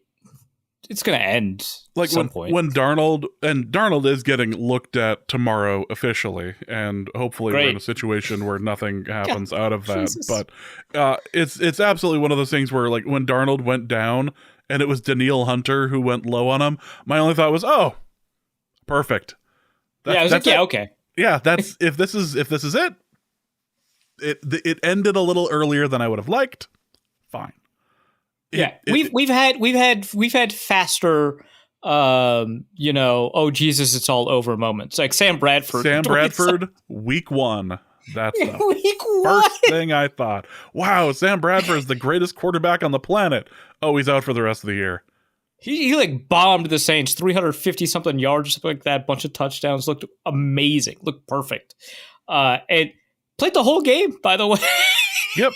And then it was done. That was it. And it was done. It was like, oh, yeah, by the way, his knee is 4 times the size that a knee should be. So he's gone. he woke up and then that was it. Logan Bolsharif asks, question for Arif's Astronomy Corner. Can you explain this second moon Earth will be getting soon, and how will it affect magic, the occult, and astrological signs, etc.? So Earth is getting a second moon briefly. Okay, yeah. So I got kind of annoyed at this because when I looked it up, it wasn't explained to me in the first paragraph of the story, and I guess I have a short attention span. But it's just crazy because like all my articles are like 3,000 words. I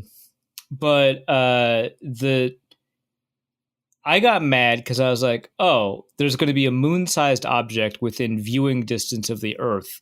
That's not the same thing as a moon. One could argue that that's no moon.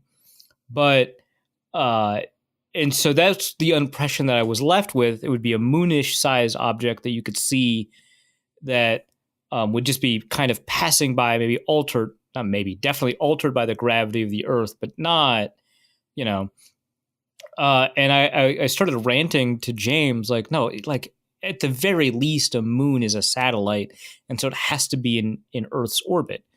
And then I read like the third sentence of the story. Like, oh, we're getting to the technically correct portion of this, which is obviously where things are the best. Are the best kind of correct? There's an old YouTube video where a YouTuber named Sean.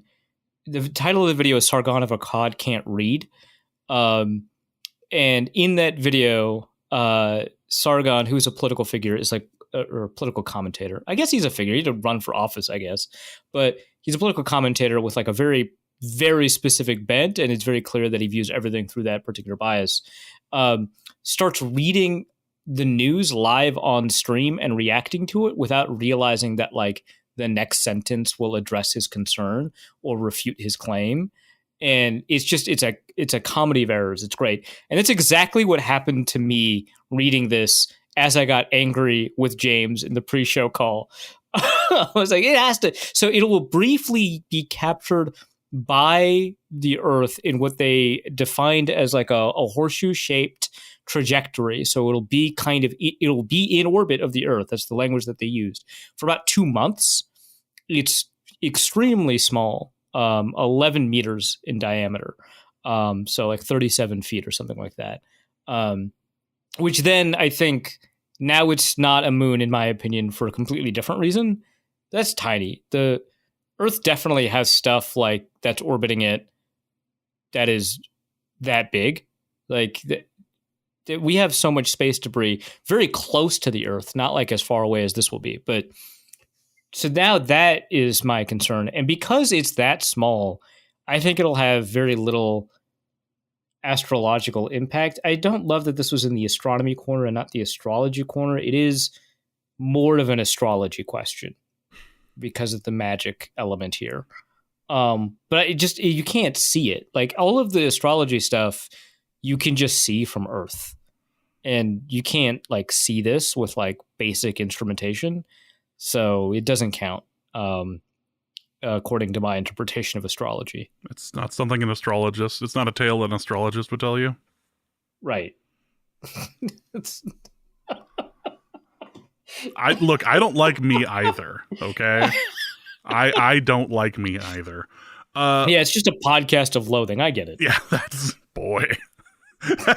I've got thoughts. Logan Bolsharif also asked, question for Arif's parenting corner. Several weeks ago, the neighbors invited us over for their 2-year-old's birthday party. They said no gifts, which I think is dumb, but following the wisdom of Norse Cord, which is what we refer to the Discord as, including Tank B, Bolsharif, Damien, and Dusty, we heeded their request and didn't bring a present. Well, today we had a piñata for our now 4-year-old and invited them over. We also requested no gifts because their presence was a godsend. Their kids could help break the piñata and eat the candy that filled it. That's too much work and candy for my 4-year-old alone. Well, guess what they did? They brought gifts. So how do I get... bastards! What the world? I can't believe they did that! So how do I get revenge on not just my neighbors, but also Tank B, Damien, and Dusty for their advice? For a small fee, I will fly out to Denver and slap Dusty again. I just want to point that out. I'm happy to do it. In my current state, I'm willing to do this. Okay, so I good. I agree. Do that. Also, this is more on the neighbors. I think that's because you'd already established how this interaction goes. We request no gifts. Okay, I'll take you at face value instead of this weird Midwestern exchange that we do, and I just won't bring gifts. So you established the rules first, and so in response, like it really is on them. That is awful. I hate that. And it's like I hate that in the way that I shouldn't care that much about interpersonal politics, right? Like, cause it's like suburb stuff, right? Like, I don't know if you actually live in the suburbs, right? This could happen to anyone in any social situation, rural, urban, it doesn't matter. But it feels like this is the stuff my mom would complain about for 3 hours to her gossipy friends, right? Like, that's what it feels like. And I also hate it. And so I'm not even diminishing how upsetting this is. It's just one of the reasons I hate it is that it just feels like it shouldn't matter. But it does. I can't believe that. F them. Revenge on your neighbor. Man, this is definitely passive aggressive, right? I don't think this is parenting corner. This is passive aggressive corner, which you are great at. But you have to like white elephant them now. Right? Like, to me, the only thing that you can do is to give them a gift that just causes them distress. Not immense distress, but like distress. It has an upkeep cost, which I guess is what classically the white elephant would do. I feel like the play here, because they obviously have young children, is to give them... give them a bop it? Close. Give them a toy that is just obnoxiously loud. Yeah, bop it. All right. Yeah, give them that. The sort of thing where if you were to receive it, your first thought is, I need to tape over the sound holes in order to like to make this palatable. And even then, it's not great. Like, I remember back years ago when my son was like just walking. It was about one or two, he got a gift from his maternal grandparents that was like a vacuum cleaner, and it was cute. It was fun. It was the loudest thing on earth, and we got this while we were at their cabin, and so I duct taped over the sound hole 3 times. That didn't help. Oh my God. It sounded like a jet taking off. It was awful. So I just ensured that every time we came over, he loves playing with it here. He absolutely loves it, loves running around here with it. It always stayed there. So okay. I like that. If you can, like, that's great, especially if you can find that model. If you can find like reviews of like see and says, right? Like where you like pull the thing and it's like the cow says moo, right? And find the ones where parents are complaining about how obnoxiously loud it is. Yeah, I think that would be good. I mean, there are 2. Like, I think that's perfect see and say. There are, and you know, the organic or fair trade or whatever they're calling it, the little toy section in Target that's got like the more expensive toys, but equally obnoxious. You could go that route, so it looks like you paid more money for it because it's something you would see. Because you're better than them. Yeah, right. It's showing off how much money you have and annoying them on the second front because of how loud and obnoxious the toy is. Yeah, so I think that's good. And then James will hit Dusty, and I just that as a sentence. Yeah. James will hit Dusty again because. Again, right. Dusty does like to tell the tale of the first time I went out to Denver and I'm in the elevator with him. By the way, I'm supposed to do this. And I just quick gave him a slap. And he just... The Discord send its regards. He just stood there like, oh my God, I just got slapped by James. And then Damien and Tankby, I think you're going to have to figure out how to get back at them in the Discord, right? Because I think if we do it, it just doesn't have the same. No, we're just going to have to schedule we're just going to have to schedule that famed Norse Code meet / live recording at the Times Square Olive Garden. Like, that's just going to end up having to happen. Yeah. And Damien works like within a block of there. It'll be fine. Perfect. Don from Ohio finishes the episode up with both ginger quarterbacks dealing today, Darnold and Dalton. What possible reason could be made for this? Were human sacrifices offered or cats? Yeah, they sacrificed another ginger, Carson Wentz. He's dead now. I really expected you to say and nothing of value was lost. My brain did go there, and something told me maybe I shouldn't, but I guess maybe I should have, actually. Also, is Bo Nix a ginger? I can't tell. Probably not. I mean, is it one of those like honorary ginger things? I mean, he would be an honorary ginger, but like, is he actually a ginger? Or is he just blonde and he's just wearing an orange uniform and I can't tell? I think that's it. Okay. I think that's it. Okay. Well, so then it is just the two gingers. We're not reaching critical mass at that point. I mean, that is disproportionate, of course, to the population, but well, whatever. I think that's what Carson Wentz's knees were given up for, these performances today.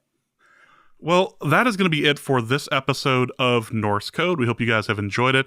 We will be back later this week with our preview of the Packers game. A special note before we get to what Arif is plugging, I would like to plug something for the show, and I didn't do this at the very beginning. I wanted to do it at the very end. In Eagan, Minnesota, December 12th, the Union 32 Craft House. Any of this sound familiar? We will be back. We are doing a live show out there. This is our Minneapolis live show. We're doing it in Eagan on December 12th. It's the Thursday before the Bears Monday night game. Should be a great time. And, of course, we'll be giving away tickets to the game. But again, the Union 32 Craft House is hosting us again on December 12th. So check us out there. We had an absolute blast the last 2 times we've done it. We packed the house last time. Packed it. That was so fantastic. We're doing it again, December 12th, Union 32 Craft House. That is the next Norse Code live show. Arif, what do you have to plug? So I wrote about how the Vikings are little chaos gremlins over at Wide Left as my summary for the game. We'll have like a Luke Braun piece. And then 60-minute drill this week, we'll be covering gambling in football in the NFL. That's going to be a ton of fun. I've done a ton of research for it. And then over the next 2 weeks, so as you notice, like, I'll be in the UK. The Vikings are not playing in the UK this next week.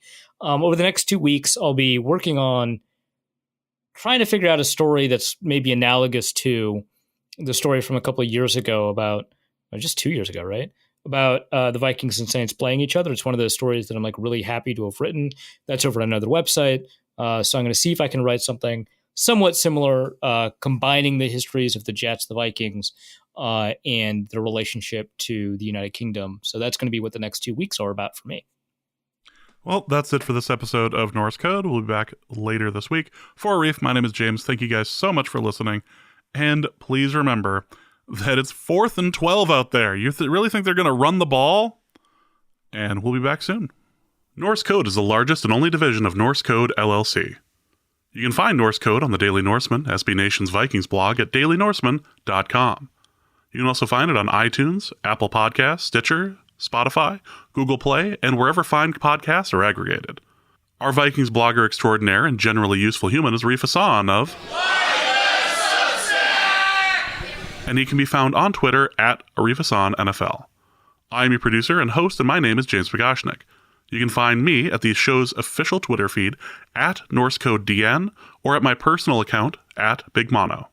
If you'd like to donate a few bucks to the show, you can do so in a couple of different ways. You can go to patreon.com/NorseCode and donate there. For $3.50 a month, you get bonus material and more. You can also go to paypal.me/NorseCode for a one-time donation, or you can go to norsecode.threadless.com and pick up some Norse Code merch. Any questions or comments that cannot fit in a tweet can be sent to norsecodepodcast@gmail.com. On behalf of the Norse Code staff, we thank you so much for listening. Our formula is this. All things are possible through the power of Ben DiNucci.